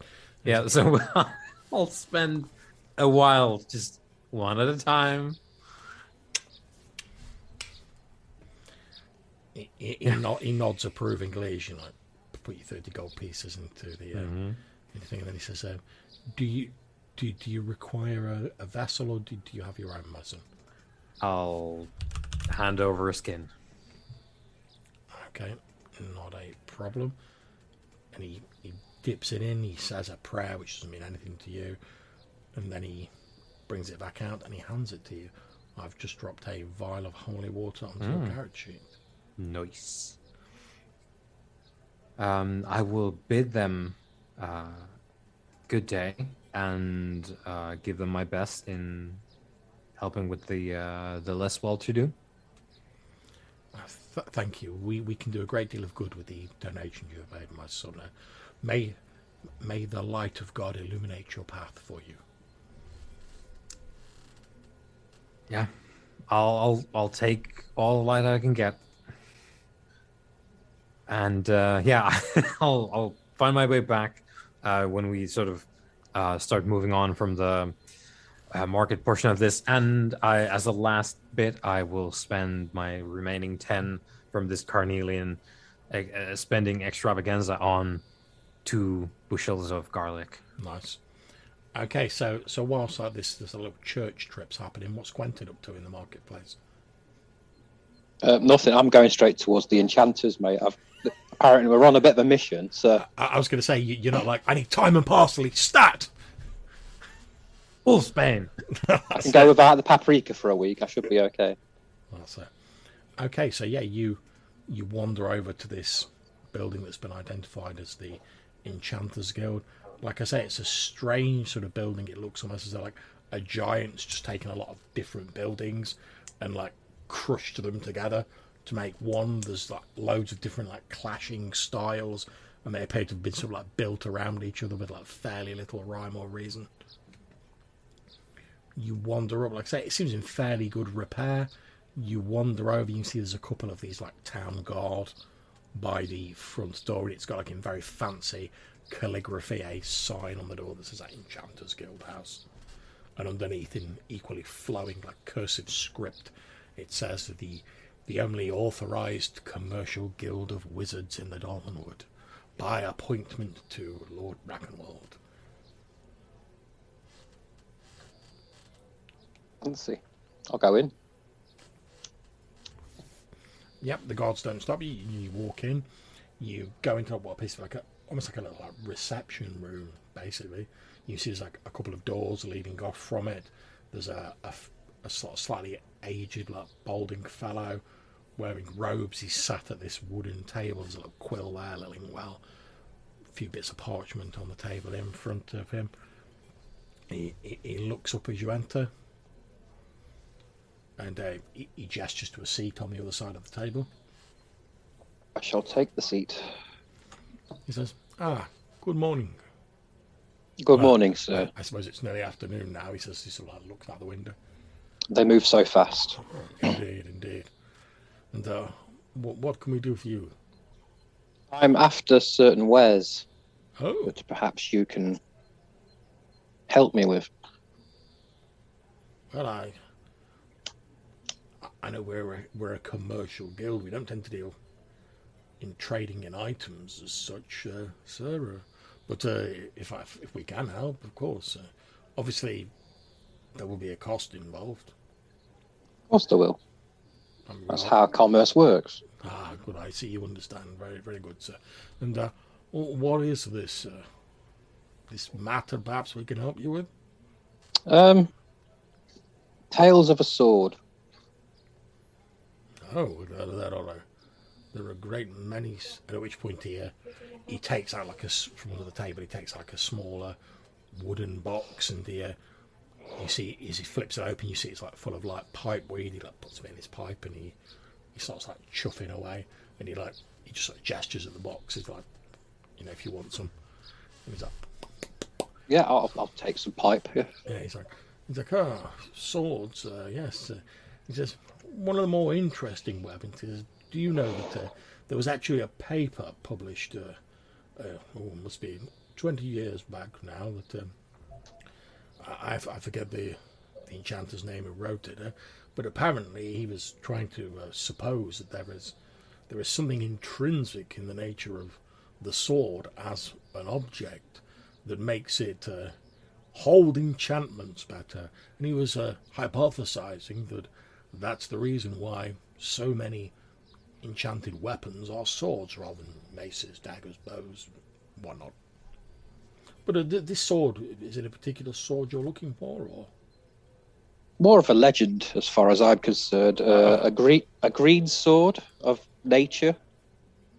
A green sword. He says, well, I do recall back in the early days of the Dolmenwood, there was apparently all manner of chaotic creatures, and according to the old legends, winter reigned supreme in the Dolmenwood, and at some point there was an alliance of the nobles, the church, and he suggested in the vague direction of the chapel, and a number of other interested parties, and they conceived a plan to banish winter from the Dolmenwood so that it might be, well, as you see it now. And to the point, most of us, myself included, don't even really know what winter is. I mean, obviously we've heard of it, but this alliance, apparently, I do remember there was some talk of they did some sort of ceremony or some sort of ritual or something of that nature, which banished winter from the Dolmenwood for all time. And I seem to remember there was something about a blade involved in that ritual, some sort of a conduit or anchor or something like that. It was an essential part of the ritual, from what I remember, and it was like the focal point through which the energies were channeled to banish winter from the Dolmenwood. How true that is, obviously, I can't say. I mean, this is all second hand, obviously. But yes, I do seem to remember there was some talk of some sort of verdant blade or something like that. I don't suppose you'd have a copy of this paper, would you? He says, "Oh no, this is just legends. We tend to hear a lot of this stuff in our business. Although I think if I'm honest, the church and the nobles, they're not terribly keen to have this little slice of our history spread about. They apparently the hooded men were also part of this alliance back in the old times, and well, given how things are now, as I'm sure you can understand, the church definitely aren't keen on knowing that once upon a time they broke bread with the forest people, if you know what I mean. I understand fully. They would rather hide from their own great deed. Yes, that's the problem. You see, both ourselves and the college, we're in something of a difficult position. You see, whilst we are somewhat protected and allowed to go about our business because we are officially endorsed by Lord Brackenwold, we also have to tread the tightrope between not antagonising the church or the nobles. We as much as I'm loath to say it, we exist at their sufferance, really. I mean, if we stopped being productive and helping out the nobles, or we created too much of a stir that they were under pressure from the church, well, who knows how long we'd still be in business. It's a very delicate balance between the different forces all working together that make this whole thing keep ticking.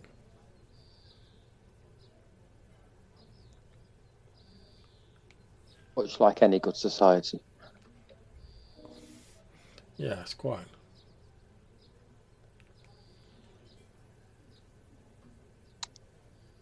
So, I'm also after an enchantment on this armor. Oh. Okay. What sort of enchantment? Just need to make it a little bit more sturdy. In terms of the wear and tear, that sort of thing? In terms of the damage it takes. Oh, I see. Hold on a second. Let me just consult my files, which coincidentally resemble the Old School Essentials referees rulebook. Quite coincidental, you understand.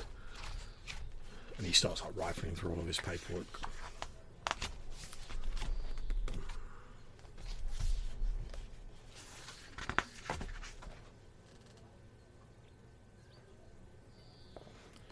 He says, "Well, yes, I think we could do what you're asking. Obviously, it would take some time, and it wouldn't be cheap. There are several rare ingredients involved in the necessary ceremonies, etc." What's the figure? He says, "Well, if you could, it shouldn't be more than about 50,000 gold pieces." All right, I'll remember that next time I'm passing through with the money. Oh, very good. So, like I say, it will take a bit of time. Once we actually start, you're probably looking at least a few weeks to a month. It's a very involved ceremony, and to put it in layman's terms, you have to make sure that the energies are correctly, permanently bound into the item. Otherwise, we don't want you leaving here with something that seems to be exactly what you want, and then a few weeks down the line, due to like shoddy workmanship, like you might get off some of the non-guild affiliated enchanters. You don't want the energy sort of bleeding out due to it not being locked fully into the pattern of the armor, and then you find yourself without the money and without the armor you paid for. So we do take a little bit longer than some of these shysters out there, but that's because we take pride in our work and the permanency of our work. Oh, good craftsmanship takes time. Indeed, sir, indeed. Is there anything else we can do for you, sir? That's it for now, thank you. Well, a pleasant day to you then, sir. And you. Enjoy your afternoon. Yes. Always plenty of paperwork and people to speak to keep me busy, and he sort of goes back to like writing on his scrolls. I'll walk off. Yep, no problems. Okay, so you guys also like reconvene a bit later. Like I say, it's about midday by the time you reconvene. Where are you guys planning to meet up? Obviously, if the rest of you are planning to go to the Enchanters Guild house, I can just say like you meet Quentin as he's coming out. If that works for you guys. Yeah, that's fine. Yeah. Yep. Okay, yeah. So you guys have all sort of rendezvoused at the Enchanters Guild house. You see Quentin's just coming out as you approach.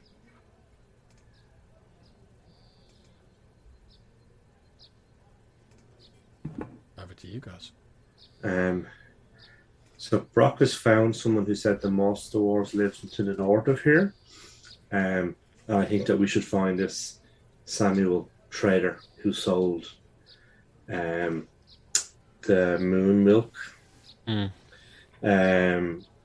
Because the old Jill mentioned that there was a difficult journey between here and there, and we should maybe find out some more information if we decide to head north and see the Moss Dwarves again.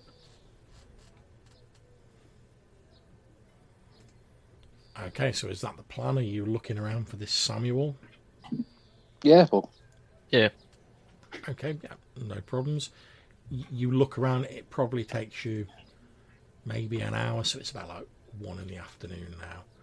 You look around, and eventually, going on the like description you've given, you do spot this Samuel. And since we've not actually described him, I'm going to turn that over to you guys. What does this Samuel look like? In like just like a few short words, what does he look like? What makes him stand out? Anyone shout up? He should have a jagged scar down his face for his dangerous travels. Okay. Anyone else want to throw in one more characteristic, and then we'll go with it. It could be something about the way he talks, the way he acts, the way he looks. He's probably a start fellow if he's trading quite a lot, and he clearly enjoys his money. Indeed, he does. Okay, so yeah, as you're looking around, you've been told like, oh yeah, he's a stout, like stocky, like guy, and he's got this like jagged scar right down one side of his face, so like taper into the corner of his mouth. And after looking around for like an hour, you spot him. You can see he's apparently just concluded a transaction with someone. He's like handed a bushel of herbs over to them, and he's just sort of like turning away and like, counting the money and like putting it into like his pocket. Obviously, he doesn't know you guys, so he's like not really looking for you or anything like that. But you spot him; he's not too far away. What do you do? So I'll head up to him and say, "Is it Jill? Her name is, or Gil?" It's old Gil. Old Gil. Old Gil sent us. He's like, all right, you know old Gil, do you? Yeah, we're staying down in the Poppycock Inn, and we got to talking over. He says, all right, I breakfast. was just there this morning. Yeah, we've seen your moon milk. Oh yeah, you had a bit of it, have you? It's a smooth drop. No, that. we're saving it for later. All right. But we Well, have. if you're looking for more, I'm sorry, but Gil took all that I'd got, and I've pretty much sold all the rest of my. No, the that's rest of fine. the- It's not the ale that we're keen on. We're interested in traveling north to see the Moss Dwarfs. Oh, in Orbswallow. Yeah. And old Gil mentioned that the traveling between here and there is not for the faint-hearted. Yeah, it can be a little bit tricky. It's like if you head straight north from here, you have to go through some patches of particularly dense woodland, and it's pretty difficult to travel through. Like if you're going on a cart, and obviously I have to take a cart because I've got to bring stuff back with me. But if you go a bit to the west of that, then you everything starts turning into marshland, and you start getting into the Barrow Bog. Oh, it's horrible. It's apparently what they say. I don't know how true this is, but they used to it didn't used to be so swampy and horrible, and back in the day they used to bury people there, like back in the day, and there's all these old burial sites apparently dotted around there. I can't say I've ever seen any of them, but it's pretty treacherous going. You have to be really careful, otherwise the bog can just suck you down. I've seen no end of people get in trouble, inexperienced people going into them. And if we go east and then up and then back to the west, is that any better? He says, "Well, yeah. If you go to the east and you head north, again, it's pretty dense woodland. But if you're not taking a cart with you, it should be all right. It's a little bit off the Horse Eye Road, so it's a little bit off the beaten track. And some people are a bit twitchy about that, understandable. But yeah, if you head to the east, go north, and then cut west, you'd have to you'd go. If you went east for a day, headed north for a couple of days, then you went west, you'd start noticing when you're getting in the vicinity of Orbswallow, because you start seeing lots of fungus and mosses around there, and then if you tracked west for a day or two, should find you about Orbswallow. And would you go north yourself direct? He says, yeah. What I tend to do is I tend to go straight north. Then when I'm on the outskirts of the Barrow Bog, I tend to skirt round it a little bit to the east, because there's a little strip of land where it's not fully in the bog yet, but the tree cover starts to die out a bit, so it's easier to get the cart down, but you need to know where you're looking. And then I head up there, skirt around the Barrow Bog, and then once I start seeing more moss and the trees start getting a little bit sparse and it's more fungus and mushrooms and stuff like that, then I pretty much know I'm in the vicinity of Orbswallow, and then they know me. I've been there a few times, so I do quite a good trade with them. So, and could you be persuaded to guide us? He says, "Well, yeah. If you've got coin, I can guide you there." I do. How much to see us safely arrived in Orbswallow? He says, well, to be honest, I'm going to be heading back there anyway, so it's not like I'm going out of my way. Call it 20 gold pieces. Yeah, cool. When do you leave?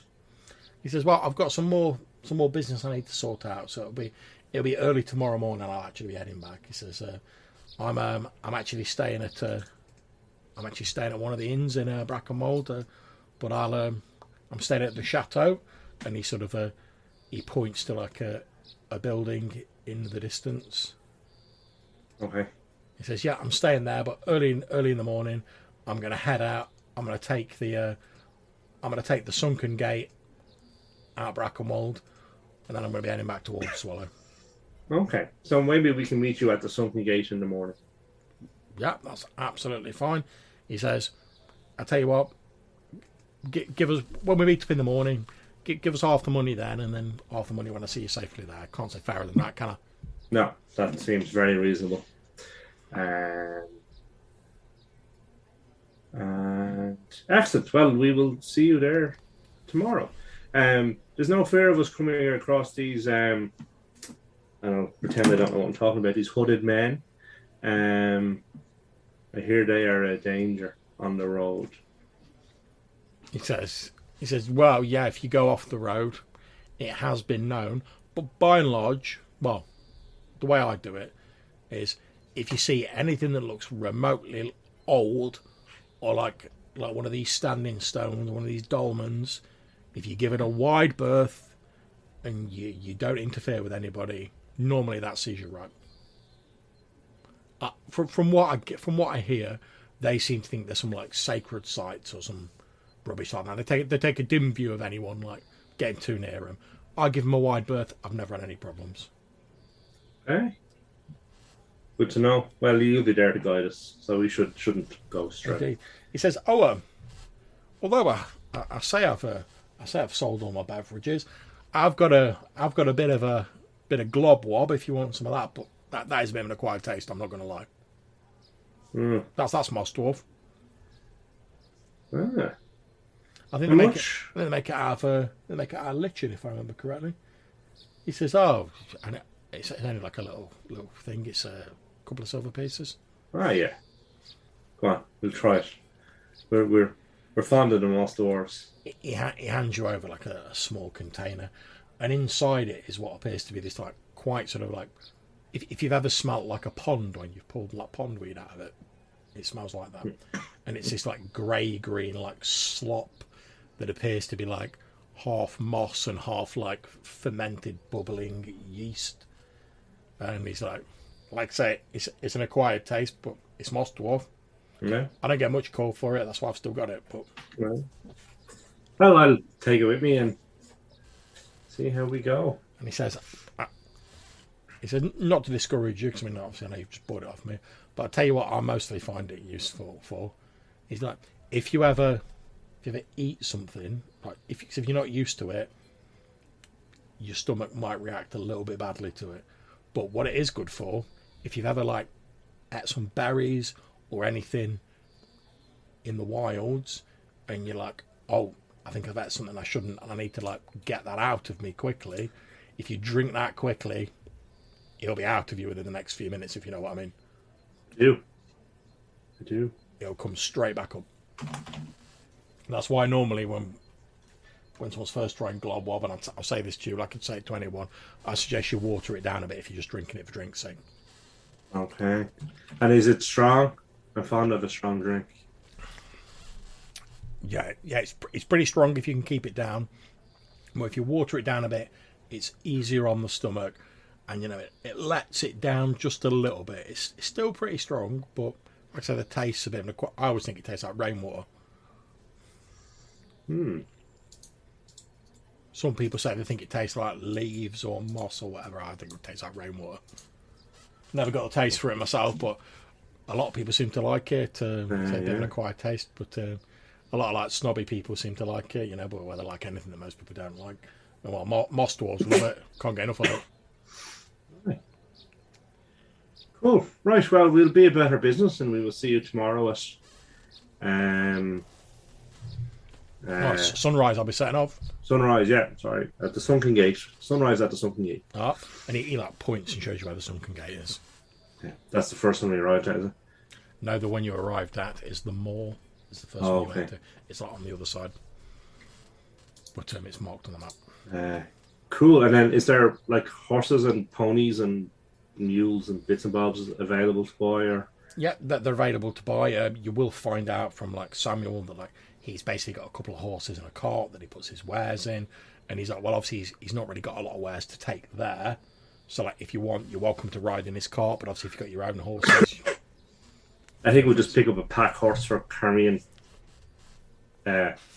equipment. I'll tell him, but loot is really what we need.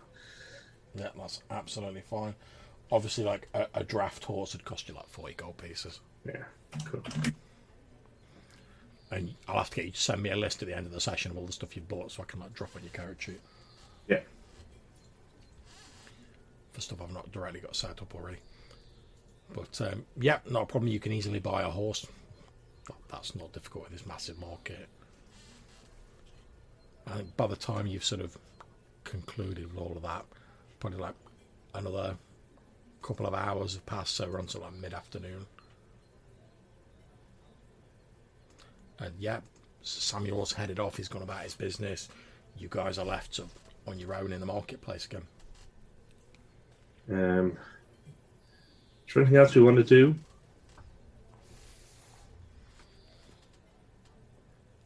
I think we're good to go. No, I just need to tell you about everything I've found out in that Enchanters Guild. And it's not stuff we should be talking about on the street. Let us go back to the inn so and discuss. So you're heading back to the Poppycock Inn, yep. Okay, that's not a problem. So you head back to the Poppycock Inn. As you're getting like near to the inn, you can see there's a man that you don't recognise, just dressed in like normal everyday clothing, and he appears to be like tacking up like a sign or like a sort of piece of parchment onto like a nearby tree with a little hammer. Like he hasn't spotted you, so it's like tacking it up. You can see he's got like a number of other like he's got like a little satchel on with like a number of other like rolled up pieces of parchment in it. He tacks it up to the tree, and then he walks off in a different direction. He like waves good afternoon to you, and he's like carries on his way. So when we look at the poster, can we read it? Yep, you head over to it, and written in fairly clear sort of like ink on it, it says, by order of Lady Harrimore, in response to the recent aggression of disease-ridden crookhorns and other abominations of chaos, it has been decreed that a fortified garrison is to be built in the town of Brackenwold, seeking experienced soldiers to provide protection for transport wagons and fortification builders. Competitive rates of pay offered. All interested parties should inquire at the town hall in Brigwort for further detail. That's on the way, isn't it? If we're going, well, I suppose not. If we're going to Orb Swallow it directly. Yeah, but basically, Brigwort's off to like the northwest, or Swallow's like north. Yeah, we could follow the road, but it just feels like we should be better going with the trade or going direct. Yeah, well, if they're looking for builders, they'll be going at it for a while. So yeah. Okay, so do you guys have anything you want to do for the rest of the day, or are you just going to like call it an evening, get an early night, meet up with your boy Samuel in the morning? I was going to tell them about the sword, the ritual. Go ahead. So basically, there are tales of a sword that was used as a focal point in a ritual to banish winter from these lands. The church does not like people talking about it because at one point they were aligned with these hooded elves. Okay, so getting information on it any further is going to be perhaps a little bit more dangerous than what you think. You know, because if the church is involved, and I can only assume that they've got garrisons of armed people to come after us, should we get a bit too close to the truth. But the short of it is, it's not going to be an easy thing to find.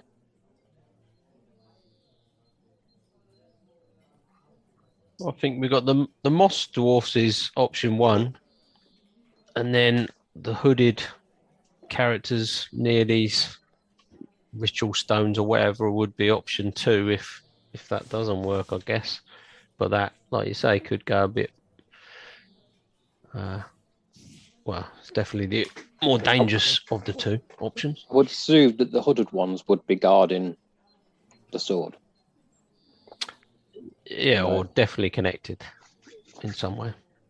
So, also we need to think about, if it was used as a ritual in a focal point, what does removing it from this plane do to the plane? If it's intrinsically linked as a source, then removing it could effectively kill this world. Well, that certainly could be something that they believe, whether they know that for truth or not. But yeah, that certainly could be linked in. Well, it would be changed. I don't know about death, though. If they banished the winter, well, presumably they were here before. Well, you know, any way we look at it, there's going to be a serious repercussion for one side. Very much so, yes. They sort of transported the whole wood into here, didn't they? They didn't sort of fend off the winter. That's how they describe it, but they sort of transported themselves. Well, that's what the other moss dwarfs sort of explained, wasn't it? But anyway. Let's find the Master Wars and see what they say. They may have memories of it. They certainly live long enough, don't they? Yeah. Or seem to. Or pass down the information. The problem is the ones who live the longest are very difficult to communicate with. Well, nothing else but to try, I guess, Indeed. for us. So. Yep. So, moon milk, anyone? Yeah. Let's go for it. I'll try it if you do. I'm on it.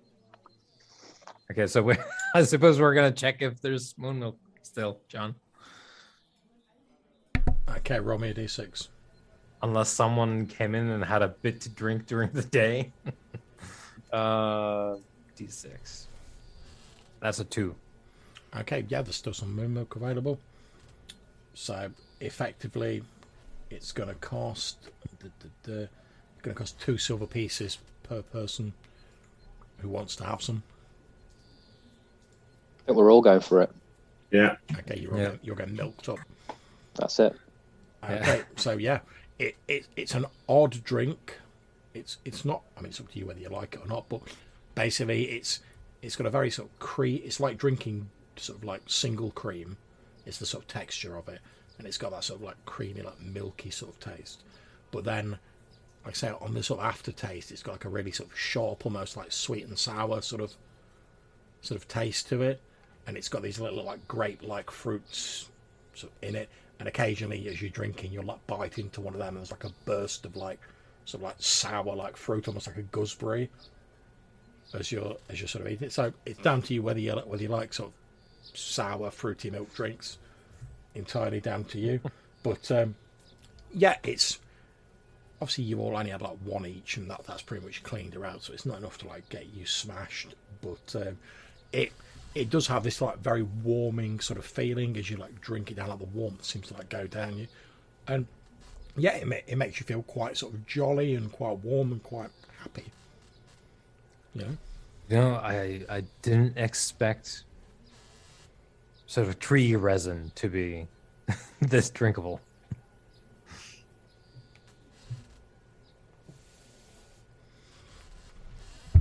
okay. So I think we have a sort of rest, I guess, for the first time in weeks. Yeah, And so obviously, like I say, you've still got your rooms booked to the Poppycock. So yeah, you go to sleep. Anyone who needs to regain HP, you can regain like 1d3 HP, as per usual, with an evening of rest.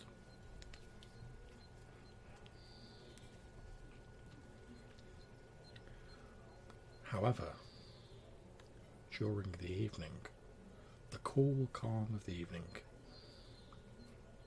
Malcolm, you're woke up in the middle of the night, and the rest of you roll a d6. Brock and Weimar, if you get a 1, you're also woken up by this. Quentin, if you get a 1 or 2, you're also woken up by this. If you're awake, it's up to you how you react. Heavy snoring. Okay. the milk pulled me out. I'm having a sleep, mate. Yeah. Okay, everyone else is like milked up to the max. They're all asleep. Okay, so Malcolm, you're woke up in the middle of the night by like what appears to be like a gentle like at the window. Okay, so I will, I guess, get up and what is it? A window in the roof or is it like a? It's just like the wall. All right, okay. So I guess I'll open small the like little glass window. I'll just open the shutter and see what I can see. Okay, as you move towards the window, you can see there appears to be like a white owl, like pecking with its beak, like quite gently at the glass. As you sort of move over to open the window, it flutters away from the window, and as you sort of like peer out, you see sort of like stood outside the Poppycock Inn is what appears to be an incredibly beautiful and obviously elven woman with like long silver hair.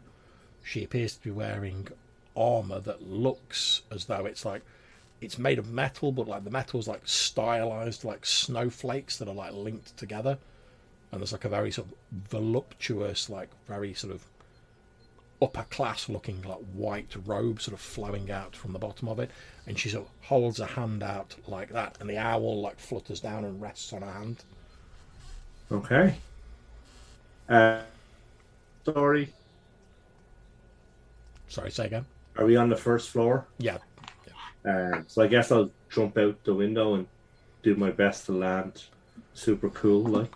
That's not a problem with your decks. When you rush to make a roll, you jump out, you land, spring back up to your feet. You see, like as you're landing, like the woman appears to like perhaps nuzzle or like whisper something to the owl, and then she goes like that, and it flutters off into the distance. And she turns towards you and smiles at the moonlight shining on this armor, reflecting the different snowflakes. And she looks at you and says, I greet you in the name of the rising sun. I return your greeting. And might I have the privilege of knowing to whom I speak? I am a Malcolm Harp of the Wolf Clan. She like looks at you, like she looks a bit puzzled when you say that, and she's like, that is your name. It is. I came here from another world. She sort of raises an eyebrow, and then she says, I am Snowblight Winterfrost. And she like holds out a hand. Right, Winter. And I'll just shake her hand. Or I guess kiss it like she's a lady. Yeah. You kiss her hand, and as you take a hand, you notice like her hand is like quite cold, like she'd had it in like a bucket of ice water. Not like, oh, it's painful, it's causing you damage. Yeah. It's very cold. Okay. She smiles, nods, and then says, My people tell me that you are interested in, shall we say, removing certain problematic items from the bounds of the Dolmenwood. Your people are well informed. Yes, there are many creatures which speak to us within the Dolmenwood, although we are not now what we once were. Indeed. And this particular item causes you some concern?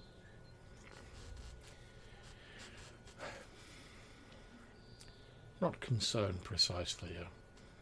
It's more a matter of principle.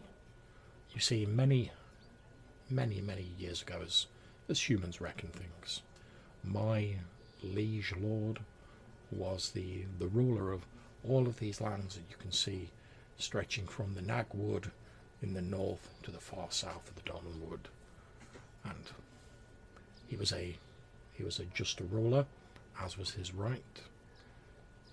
But that unfortunately was not good enough for those who were jealous of his power and his position. Now my lord had never sought to rule this land with an iron fist. He mostly left the humans, the demi-fae, the other people who inhabited, to their own affairs. So he did not notice when the jealousy turned into thoughts of treachery. So jealous were the various malcontents that even those who hated each other, like the Droon, and she appears to give like no fucks about saying Droon. It's like the Droon, the Church of the Human God, and those humans who aped a pretense of nobility, although they all hated each other, for a few brief spans, their jealousy overrode their hatred. They allied together in secret and were able to, in their crude way, create a working which cast my lord from his rightful place and permanently barred him from the Dolmenwood. Now, there are ways that those like myself in his court can travel from distant Phrygia to the Dolmenwood, but the ways are difficult and the journey is extremely long, even for those of our kind. And it is our wish that things should return to the way they rightfully were. And if you were to remove the linchpin of this crude barbaric enchantment that the Droon wove, it would enable my lord and all of my kin to return to their rightful place. And I assure you, my lord, my prince, would be extremely grateful. And what of the people of the Dolmenwood? They would remain as they are now. I'm not saying that my lord won't seek some form of retribution against those directly responsible for his banishment, but my lord is not a barbarian like these Droon, or he does not make any pretense to divinity like these deluded fools in their wooden and stone houses of worship. But he recognises that the vast majority of people living within the Dolmenwood had no part in his unjust banishment. So there is no retribution needed against them. And how many years has your prince been banished? Many thousands of years, as the humans reckon it. Since the time when the Dolmenwood was taken from its original home and was brought here. And would removing this linchpin return Dolmenwood to its home? That is our belief. The Dolmenwood would, as you can see, look around this state of affairs, this permanent spring or autumn that these woods exist in, is not natural. Everything has its time, its ebb and its flow. Spring is supposed to precede summer. Autumn comes after, and then there is winter, and the cycle repeats. That is how things are supposed to work. But for all their pretense of being guardians of this great woodland, in their hubris, the Droon believe that they know better than the cycles of the world, and they have so divorced this place from the natural flow of things that the people in here, in this Dolmenwood, barely even remember what winter is, let alone any of the other seasons. For this place is held in a sort of an unchanging stasis. This is not the way things are supposed to be, Malcolm Harp. And would your prince would return to the Dolmenwood and the Dolmenwood would return to its original location, and your prince would return to that location? Not in the way I believe you are implying. And forgive me if I'm not explaining myself correctly. It has been some time since I have conversed in Low Elvish. And she says something in this musical, like, lilting language, which sounds like amazing, but you don't understand it. She says, I'm a little unfamiliar with it, but my prince is not my prince is winter. Therefore, wherever winter is, that is where my prince reigns. And if the Dolmenwood were to be returned to where it came from, the normal flow of time would resume, the seasons would resume, there would be winter again in the Dolmenwood, and where there is winter, there is the Cold Prince. Okay. And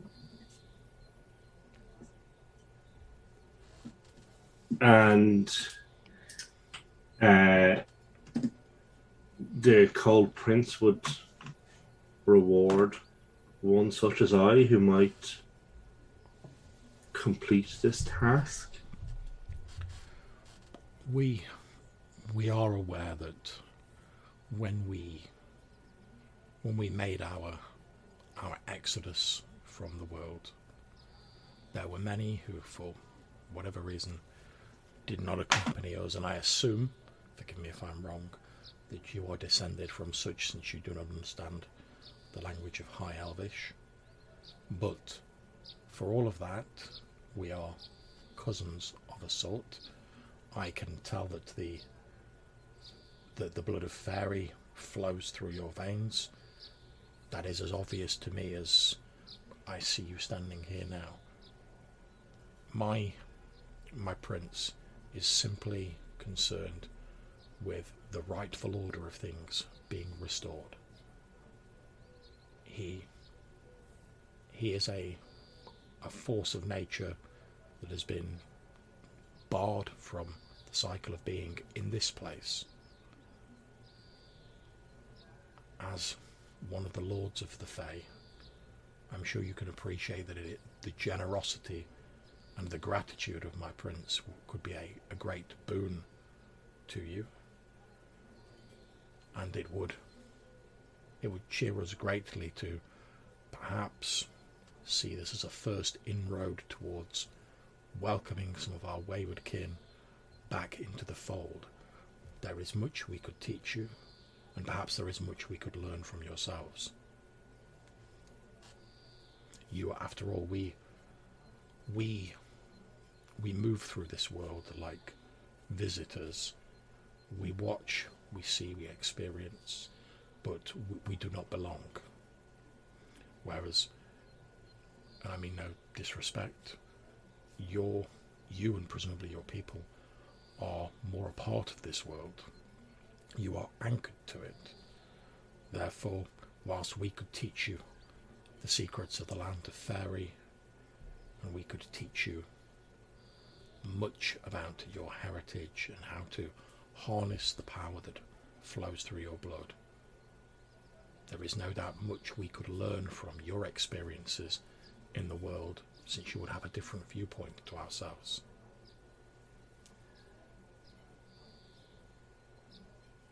I'm afraid you're muted, Malcolm Harp.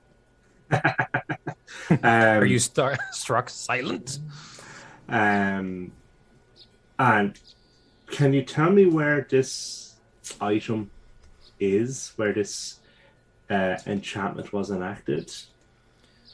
I cannot tell you exactly where it is, for the enchantment bars even our awareness. but from what we have been able to learn, and again, forgive me if I sound like I'm being patronising here, there are, way back in the ancient days when our people were more numerous, there are lines of force, of energies that flow through the world. And back in the ancient days, where these lines crossed, where the borders between worlds were thin, where enchantment was ascendant, great stone monoliths were raised to mark those points. And that was the case in Dolmenwood, as it was in the rest of the world. It is our belief that far to the west, the Droon have somehow been able to corrupt and redirect these flows of energy through the item which you seek to effectively permanently empower this enchantment that makes a mockery of the natural cycle and bars my prince from these lands. Well, it seems we both benefit from the removal of this object. So I hope that we can assist each other in this matter.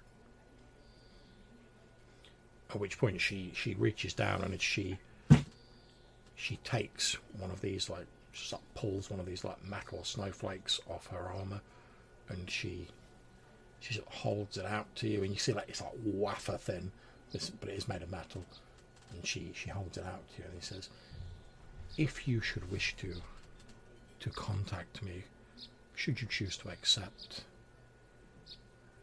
our offer, or should you require any assistance, although bear in mind we are, until the item is removed, we are extremely limited in this area, but should you come across any of my kind or required to contact me, you have merely to hold this token and think my name.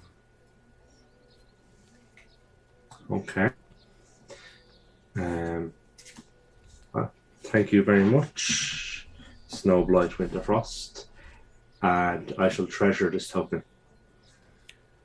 Until we meet again. And she like claps her hands together like once, and as she does, there's like suddenly this like howling wind like gusts through the area that you're stood in, and like leaves and like twigs and everything blow around, causing you to like sort of cover your face to like stop all this shite blowing in your face. And when you take your hands away, she's gone, and there's just like a tiny little scattering of snow on the ground where she was standing. Okay.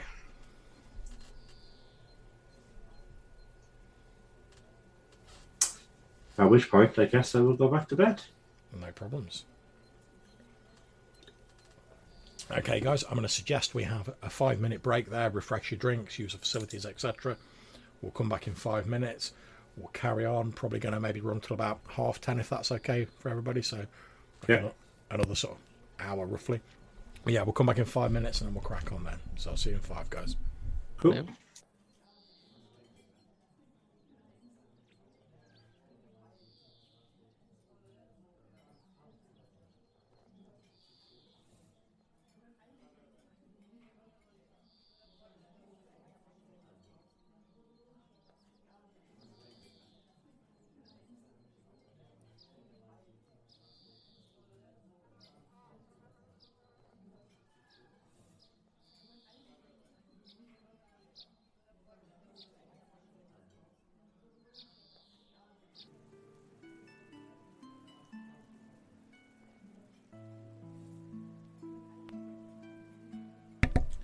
So the session's going okay for everybody so far? Yeah, Yes, mate. really enjoyable, yeah. Yep. Good.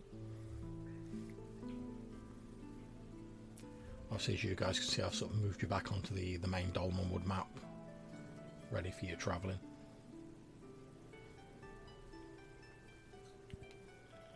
Yep. How big are the hexes, John? Each hex is like a day's travel. Oh, okay. Okay.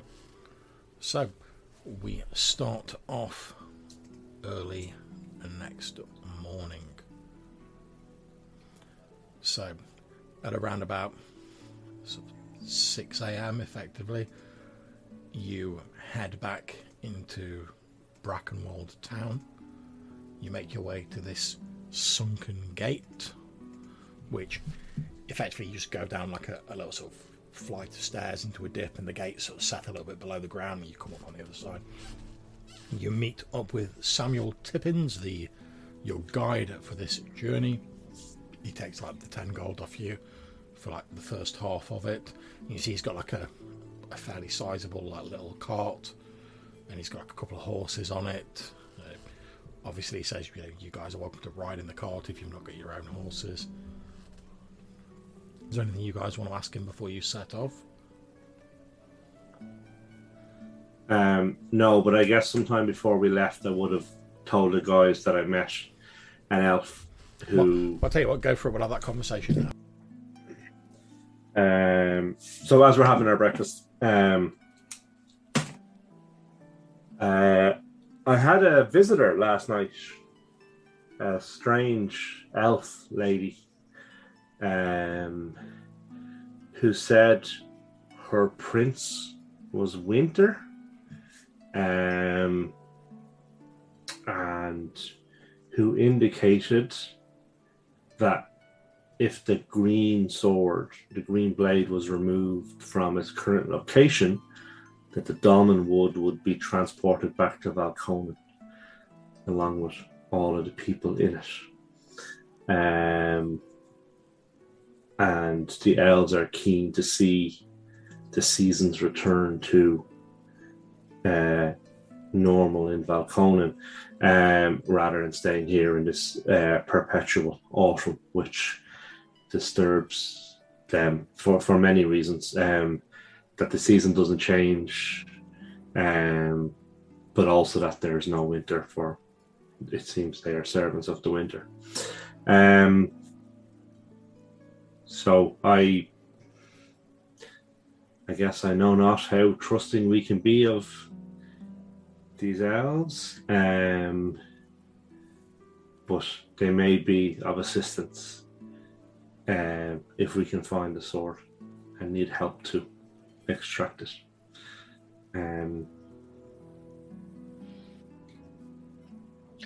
Do we know enough of this place to, throw them back into the harsh winters that they would find themselves in, without sentencing them to death, possibly? At which point Lan says, Brock makes a good point. I mean, I don't mean to sound insulting, but the people we've seen around here seem pretty soft. I'm not sure they'd survive the harsh cold of Valconen. Yeah, but at the same time, it could also bring some warmth to Valconen. And I think the larger question then is, should we head back right now instead of doing anything at all, if that is a consideration? Because either way, apparently, if this is true, that is, if we take the green blade, then this will happen regardless of our intentions and anything else. So if we want the green blade, this will happen. Well, it's whether we can trust this visitor of yours as well. Yeah. Certainly a risk. But I don't even know the size of this place. We may be talking about one town or city, but it looks like from this map, this is a lot of people. Mm. I suggest we continue on with our journey and find the sword. We may find more information. But she indicated that the enchantments that the Droon cast to move them here used the sword, and that if the sword was removed from its location, that the enchantment would end and the Dolmenwood would return to its original location. But this was thousands of years ago. I mean, does all this information still ring true? Do you trust this elf creature? I do. But whether I am right to do so or not, You're only more time trusting will than tell. me. Right. But yes, we must continue with our quest for knowledge. So I don't think we should change our plans yet. Well, let us go and see what the Moss Dwarves have to say. They may have more information. Okay, no problems. So you're all travelling with Samuel Tippins, as I've said. It's a journey of 3 days, so effectively you can gain like 3d3 hit points back. You'll have plenty of time to rest and stuff like that.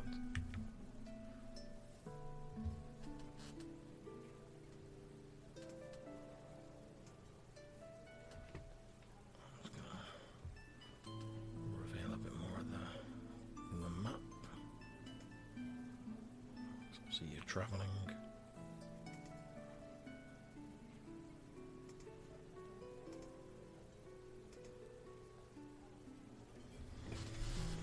Okay, yeah, so I'm going to make a couple of random rolls, see if we're getting like random encounters or anything of that nature as you travel. So on the first day,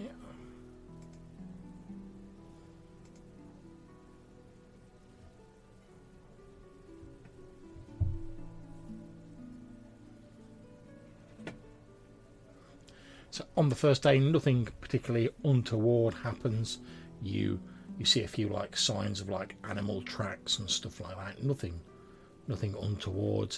You're moving through the forest, which is gradually getting sort of like thicker as you're traveling. On the second day, you notice that the trees start to sort of change a little bit. They become a little bit sparser, and you start seeing like there's more like mosses and like lichen, and you see like large toadstools and stuff like that sort of scattered around. Samuel Tippins is like, we'll see you up, Swallow, first thing tomorrow morning.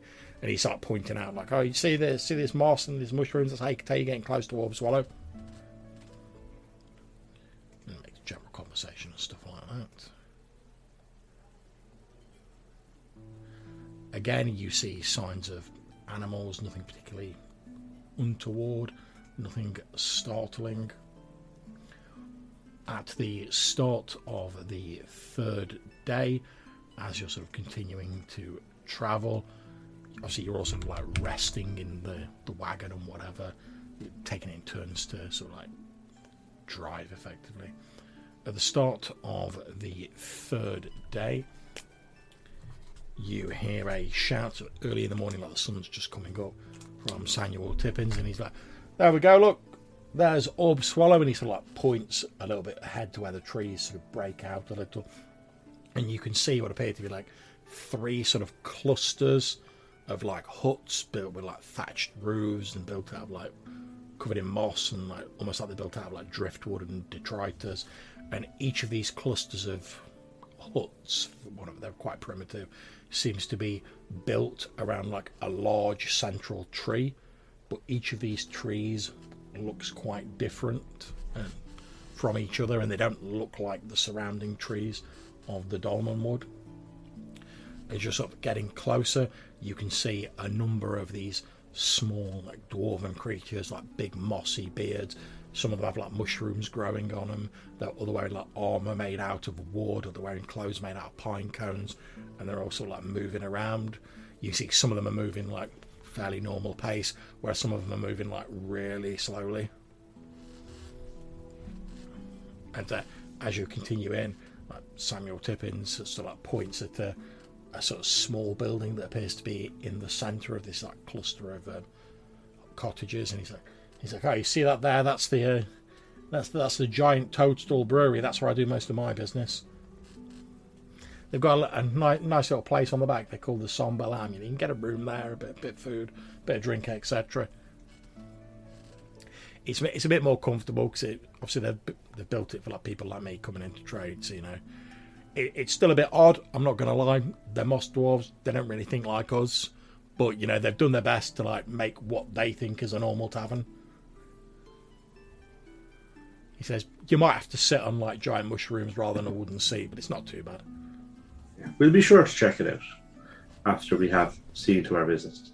Yeah, and he says that tree over there, that's the milk tree, I think. Yeah, that's the milk tree. That one over there is the moon tree, and that's the pipe tree. And he sort of slowly slows down to a stop, and he's like shouting to a few of these moss dwarves who he obviously knows. And he's like, "Well, I'm gonna go and get myself sorted out of the somber lamb. I'm planning on staying here. I've got some business to do. So I've got you here safely. So if you don't mind." Yeah, then I'll throw him the other 20. Yeah. Or the other 10. He takes the other 10 off, yeah. And he's like, "Well, pleasure doing business with you." And he says, "Right, I'm going to go and get myself some quarters sorted out and doing like my business. I'll leave you to yours. Have a good one." Yeah, indeed. He sort of like parks his cart and he like heads off towards this Three Toadstools brewery / inn that he pointed out to you.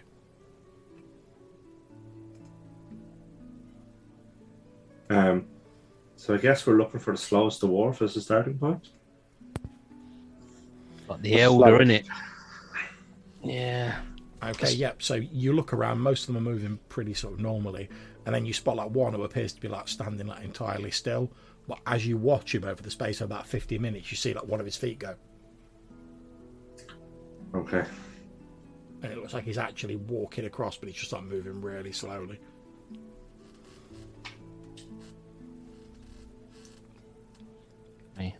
He looks like a good candidate.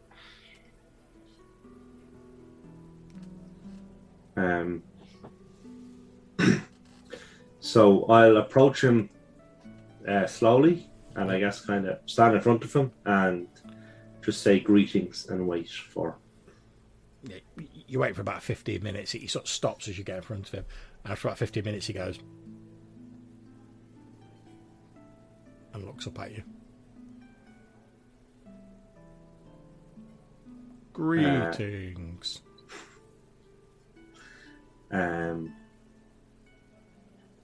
I seek the history of this land.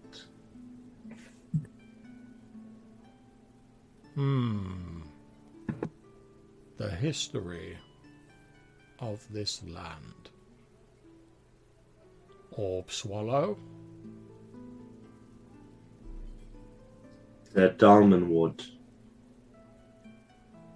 The Dolmenwood.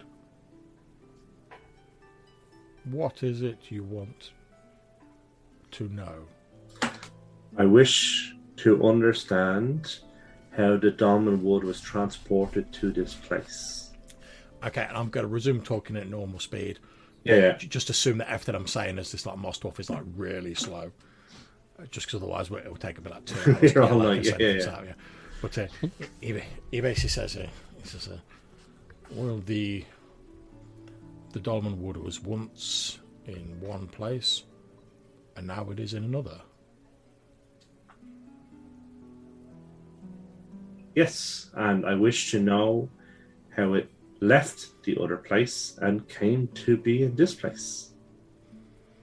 From what we understand, there was a great winter, and those who would eventually become known as the Droon, they wove a mighty working that transported this place and those within it outside the reach of the cruel winter. And know you where this happened? How do you mean? Where did the Droon perform this ceremony? We believe it was in the west of the Dolmenwood. And are the Druid nearby? The Droon are spread throughout the Dolmenwood. They see themselves as custodians of the ancient places of the woodland, and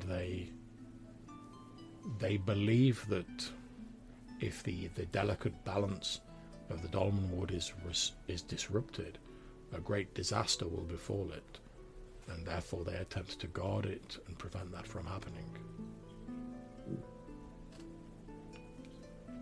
And what do you believe of the truth? They are seeking to work in harmony with the Dolmenwood in their own fashion. We moss dwarves have always lived in harmony with the natural world around us, so we have little quarrel with them. But our interests seldom overlap. They take a more violent approach to policing their ancient sites and to protecting their secrets. They are obsessive hoarders of secrets, particularly those of a mystical nature, whereas we live a simpler life. We do not believe that the dictates of the natural world should be through force. We believe that everything is part of the natural cycle, whether people know it or believe it or not. You are part of the natural cycle. And he points at each of you in turn. You are part of it, you are part of you. And I am part of the natural cycle. All of this is. And we, because we are part of nature and we live in it, it flourishes on our very fleshly gestures, like several patches of moss and like mushrooms growing in themselves. We are a part of nature. We do not see the need to enforce it. Either people will realize their place in the natural scheme of things, or they will not. That is the way of things. Okay. And would your people be happy to have the Dolmenwood return to its original location? If that is what happens, then that is what happens. We would, as the mushrooms and the moss that grow upon our flesh, we would adapt and we would survive.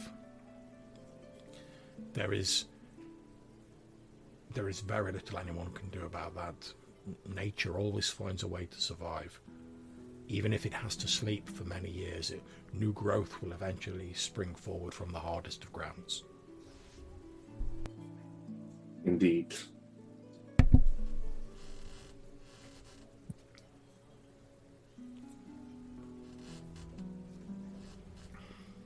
So while this very long conversation is going on, what are the rest of you guys doing? Because obviously you've got plenty of time while that conversation is going on. I mean, that's probably taken about an hour, that conversation. Just gonna have a look about. Yeah, no problems. You have a look around. You see a lot of these moss dwarves sort of like knocking around, doing their various business. You see that as you sort of like explore, like say you've got like an hour, so as you're looking around, you see that the way the structure appears to be laid out, it's like each of these like cluster of cottages, like the people in them each care for like the tree that grows from the center of it. And obviously anyone can know this if they're wandering around. As you look at the tree that Samuel identified as the milk tree, you can see it's got those large like grape-like fruits that you saw in the drink you had, sort of hanging from it, and the sort of low-hanging fruits on the tree appear to be like significantly larger, like sort of the size of a watermelon. And as you watch, you will at some point see a moss dwarf like take out like a small bowl. They cut one of these fruits open, and then it appears to be filled with like a substance that's halfway between like a yogurt and like a sort of cottage cheese. This sort of white substance, and they like pour it into the bowl, and then they sort of like dig the remains, like the husk of the fruit, like back into the base of the tree, almost like to like fertilize it. And they take this like milk, that's like a more condensed version of what you drank sort of away. The one that's identified as the moon tree, it's like this large, elegant, like birch-like tree. You can see various different fruits growing. At first you think it's like maybe they've grafted some like a number of trees together, so all the fruits will look different. But as you look at it, you eventually realise like the fruits on the tree at various different levels, they're all like the shape of one of like the phases of the moon. And as you watch, you see like moss dwarves sort of gathering these, and they seem to be quite at home, scrambling up and down the trees. They're gathering down, and you watch as they're sort of like grinding these different fruits down and into like a paste, and each time they do, each one produces like a different pigment. And then when you look around at those buildings around that tree, you see like some of the buildings are decorated with these different like colour pigments. And then finally the pipe tree, as it's been identified. Again, there's dwarves harvesting like fruits from there, and the fruits are like big hollow gourds almost, and you see they seem to be picking like the smaller one. And as you look at them, they literally, you see why it's called the pipe tree, because the fruits, once they've taken the stalks off and sliced off the end, literally look like a small like wooden smoking pipe, and they appear to be like harvesting them and like putting them in baskets and stuff like that.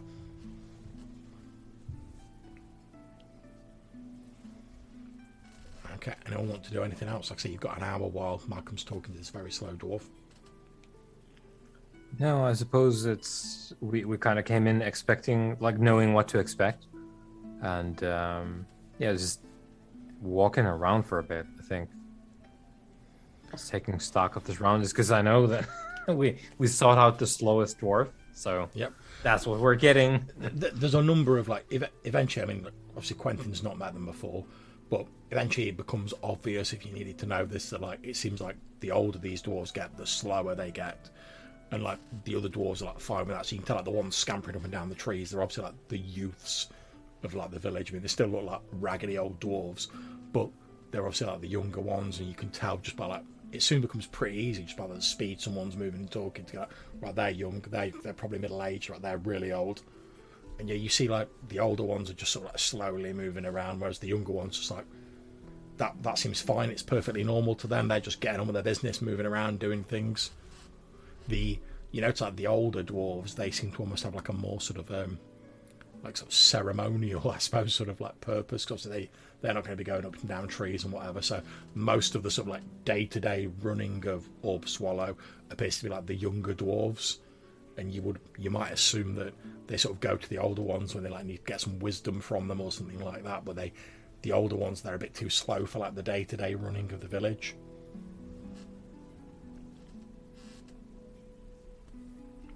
Does it look like there's a sort of elder's house, or You can like see that one completely covered with loads?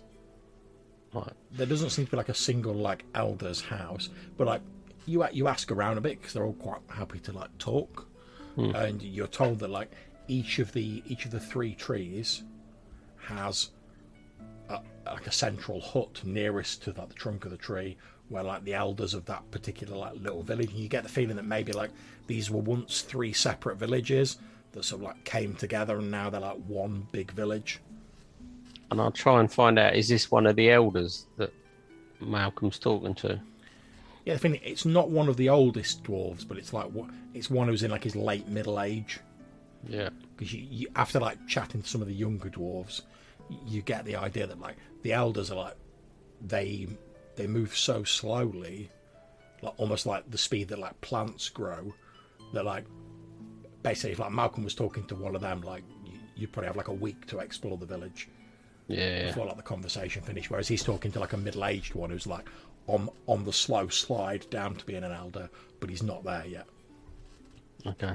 And you sort of ask around a bit, you get the feeling that like most of the elders they sort of pretty much just stay like sat in their chairs in their huts, Just and occasionally like when they need to like get their ancient wisdom, the dwarves go to them and they're like, oh, can you answer us this question on it, elders? And then they're like, all right, we'll come back in a month, and then they sort of come back and get their answer like later. And they have like they'll have like a younger dwarf there who'll sit there listening to like the words that slowly dribble out of these elders, like, and then it'll come out like 6 months later, and he'll be like, "Oh, the elder says this," and then they like have their answer. Doesn't seem a terribly efficient system, but No. But you know, they it seems to just be perfectly normal for them. They don't regard it as anything odd. No. And they don't. I'll ask one of the younger ones. Do they have any sort of like writings or books or any sort of scribes or any sort of knowledge that they sort of collect up, rather than is it all word of mouth? Yeah, they don't seem to have like extensive written knowledge.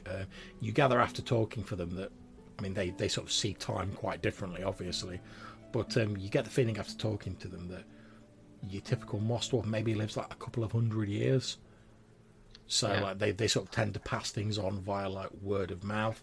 Occasionally, if they've got something like really important and they're like, oh, you know, we need to make sure this is remembered, they will actually like sort of inscribe it.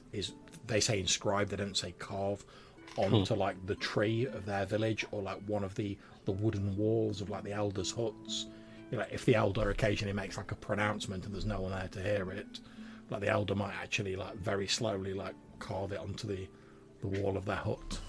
And am I like allowed to look at such information, or? Yeah, they seem happy with you wandering around. They're not sort of saying, oh, you know, you can't go in the elders' hut. Well, I just spend a bit of time looking at that sort of stuff in case there's anything that, you know, sticks out as something to do with the whole Dolmenwood moving around and the old days and stuff. At first, you don't think there's anything of particular note here. Most of their writing appears to be concerned with like how plants are growing, you know, local sort of things. The second hut in this village needs like the roof repairing, just day-to-day stuff like that. However, you notice like as you sort of look at one particular piece of writing, and they more sort of like use crude pictograms rather than like actual writing, you notice that they also appear to like track like the weather, so you know they know when's best to plant their crops, etc. And you know, as you can see, like this piece of writing like tracks the weather going back for like years and years and years and years, and eventually you find, and this takes like maybe a couple of hours, eventually you have to keep going up to the dwarf and be like, where's the bit before this? All right, it's over on this other building. Right, okay, go and look at that. All right, that goes back like another 100. Right, where's the next bit? Right, it's on this other building. And you're sort of following it around, following it back. And eventually you get back to, and it must be like thousands of years in the past, and you notice that like the recordings of the weather, although they're slightly sort of worn away, 'cause it's on wood, the weather noticeably changes. So after this point, it's all like sunshine, rain, wind, sunshine, rain, wind, that sort of stuff. But then before that, it's like snow, ice, like seasonal weather, rather than just being like, oh, a bit of sun and a bit of rain all the time. So you might guess that's probably the rough point when it occurred. But obviously there's a bit of a timeline. There's no exact dates, but you're like, oh, it must be like thousands of years ago that this happened. Yeah. So you can see how far back it went. Okay. Well, I'll just do that while obviously Malcolm's continuing his conversation. Indeed. What's Weimar getting up to? Not much. Just touring around, really. Okay, yeah. So as you're wandering around, you see one of these dwarves who's like got these little like pipe fruits, sort of carry them over, and there's a slightly older dwarf, you guess, but the fact he's a little bit slower, but he's not like really slow. And you can see that what he's doing is he's like hollowing out these like pipe fruits, and then he's sort of like putting cord around them to make them into like an actual pipe, and he's sort of like setting them in a pile like next to himself. And that appears to be like his job, like he's some sort of like pipe maker. He's got like little specialist tools he's like hollowing them out with and like wrapping, so they don't really seem to use a lot of metal, but he's like where you'd have like a metal rim there and there, he's like wrapping like cord around it and then like puts it in a pile, goes into the next one, and he sort of nods at you as you're sort of like going past. He doesn't even seem to like, he's obviously been doing it that long, he doesn't seem to need to look at him while he's doing it, so he's like nodding at you as he's I'll just chirp at the dwarfs like, so what manner of leaf do you smoke? He says, we grow a wide variety of different, obviously again he's slightly slower, but I'll keep it at normal speed. He says we have a wide variety of different leaves. My personal favorite is barley blend, but we have a number of different ones. We have different names for them, but we tend to use the common names. It's easier when we're trading with outsiders. He says we have a bit of fluff top as well for this season, which is quite nice, although some people find the colour of the smoke a little surprising. Is there some of this or either that one could trade for, perhaps? He says, well, yes, certainly. If you have a silver piece, I can give you a plug of fluff top. Yeah, I'll get the flop top. Okay, he takes out like a small, like a little sort of fist size, like a Hessian like bag, and he passes it over to you. You look inside and you can see there's like a soft sort of like fuzzy like golden leaf, like fairly roughly cut in there, and there appears to be like little, so almost like little like crystals or specks of like pollen of some sort inside it, and it's got like this very sort almost like a sort of allspice like sort of smell to it. Yeah. No, I'll actually I don't know. Do we have enough time for this? But I would like to smoke a bit of fluff top, John, and have a think as I wander about.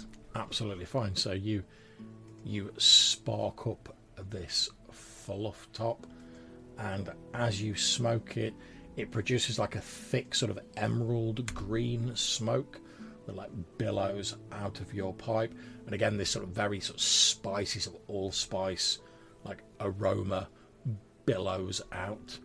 And after you smoke it for a while, you start feeling like a little bit light-hearted, like some of the cares of the world have like washed off. You're feeling a little bit more positive, I suppose would be the way to describe it. And you want to I'll ruminate. Yeah, contemplate existence. Okay, so obviously that's an intelligence check, basically. Yeah. So. And what is it you're ruminating on as you sit Yeah. with this emerald green smoke coming out? So. I suppose based on what we sort of have on the table so far, I would be pondering the best way to get the green blade. No.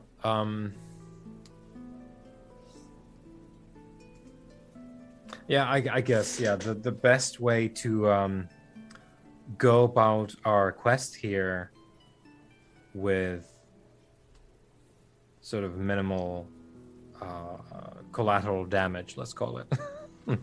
So, based on what we know, which isn't a lot, Okay. I guess what would be the best course of option and of getting the sword as we want to, and I suppose destroying as few lives as possible. Okay, well, assuming what you know is true, is you're sitting there sort of smoking and ruminating on it. If what you know is true, the removal of the sword, well, there's a number of problems that face, because you've heard that like the Droon like aggressively defend like the enchantment, so that's a problem to get past. You know from what you've been told, from what Malcolm's told you, that apparently like this sort of like ley line energy was like redirected through the sword to sort of keep this enchantment going and make it permanent.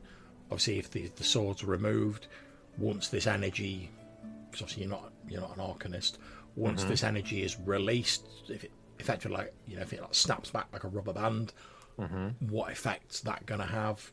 Like beyond the Dolmenwood might go back to Valconen. You don't know what effect that will have, because that's effectively like they've redirected all this like unstable magical energy, and then we're just going to be like whoop and pull the pin out, and it's going like So you don't know what's going to happen with that. That might cause some damage. Assuming the Dolmenwood just like drops like abruptly back into Valconen, there's a couple of possibilities. Either because obviously there's no space, there's not like an empty space in Valconen where it's like, oh, forest used to be here. So there's a couple of possibilities. Either it's going to drop in and like displace whatever was there, and it will return to its original place and everything will be like it once was, or it's just literally going to drop on what's ever in the space that it used to occupy, which is potentially obviously a problem. As Brock said as well, you've then got the issue of this autumnal deciduous forest is going to be like dropped into like subarctic conditions. These trees, they're not coniferous trees. They're not really built to survive that sort of weather. Obviously, none of the people here are like wearing cold weather gear. It's not a thing. That they're not really prepared to survive in like the freezing cold like winters of Valconen, and even the summers of Valconen, because they're, to be honest, they're pretty cold compared to here. But yeah, if it drops in there, like, how are the people going to survive? They're going to have to like adapt very quickly. Are they going to have the resources and the ability and the know-how to do that? Because I say people here don't even really seem to know what winter is. Mm-hmm. So suddenly dropping them in, and you're sort of like, all right, now you've all got to learn how to hunt in this strange new environment. You've got to get winter clothes. They would need a lot of like training very quickly to like minimize potential deaths there.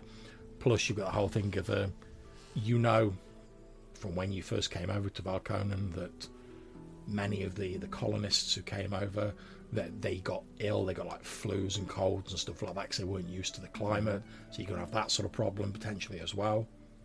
You know, people getting sick because they're exposed to things they've not experienced here in the forest.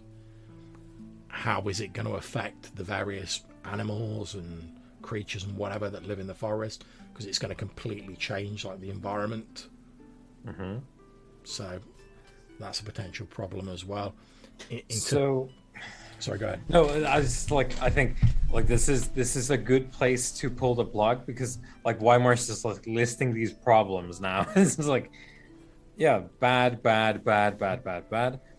So I think basically none of these problems are like insurmountable. Yeah. Given enough time.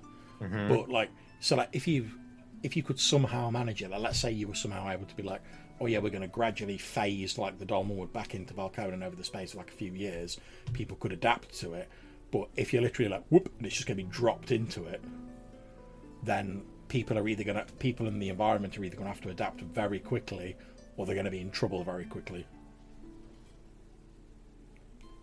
So yeah, so Weimar's got this whole thing going on now where it's like, oh, well, we need the sword because there's problems, and if it's like a pin in this whole thing, he's developing this whole theory of maybe we get something. We do the Indiana Jones trick of let's put the coin purse on the artifact pedestal and do the switcheroo. As you're thinking that, obviously the Sun Sword being very sort of like in tune Mm-hmm. with you, you know, like your thoughts are almost one at this point. The Sun Sword says, yes, I suppose, like in your mind says, yes, I suppose if you could find something of almost equal power to the Green Blade and substitute it quick enough, I'm no expert at these things, but if the enchantment could be powered by something else rather than the Green Blade, perhaps you might recover it and still preserve this place's current location. Or perhaps if you found something a little less powerful, it might slow its return. Yeah, I was thinking this would be so much easier if I was a wizard, but I'm not. Something less than a green blade that could erode over time, maybe. Yes, I doubt a you'll rope that frays a little bit over time and then snaps. Indeed, I doubt you'll find anything as powerful as the Green Blade. I mean, besides myself and the Night Blade, obviously, that's not an option. But you know, if you could find something almost as powerful, I don't know what sort of enchanted items they have in this place. I've not been here before. I like to think that this is Weimar's, like the scene fades as Weimar's like walking in between like puffs of green smoke. He's talking to himself in the street in two different voices as he goes. Indeed. Okay, so by the time all of this is finished and you've all done your sort of your various bits and pieces. It's just gone midday. The moss dwarves are quite happily sort of like cracking on with their business. You know, a couple of them chat to you. You can chat to them or not as you see fit. They don't appear to be alarmed by your presence or disturbed by the fact that you're obviously outsiders here. They're just getting on with their business. Like I say, it reaches midday. What do you guys want to do? You all like reconvene if you wish. I mean, is it worth putting that question to one of the elderly dwarf about replacing the artifact? Would he know of such a replacement or an item of great enough power to replace it that may still leave the Dolmenwood where it is?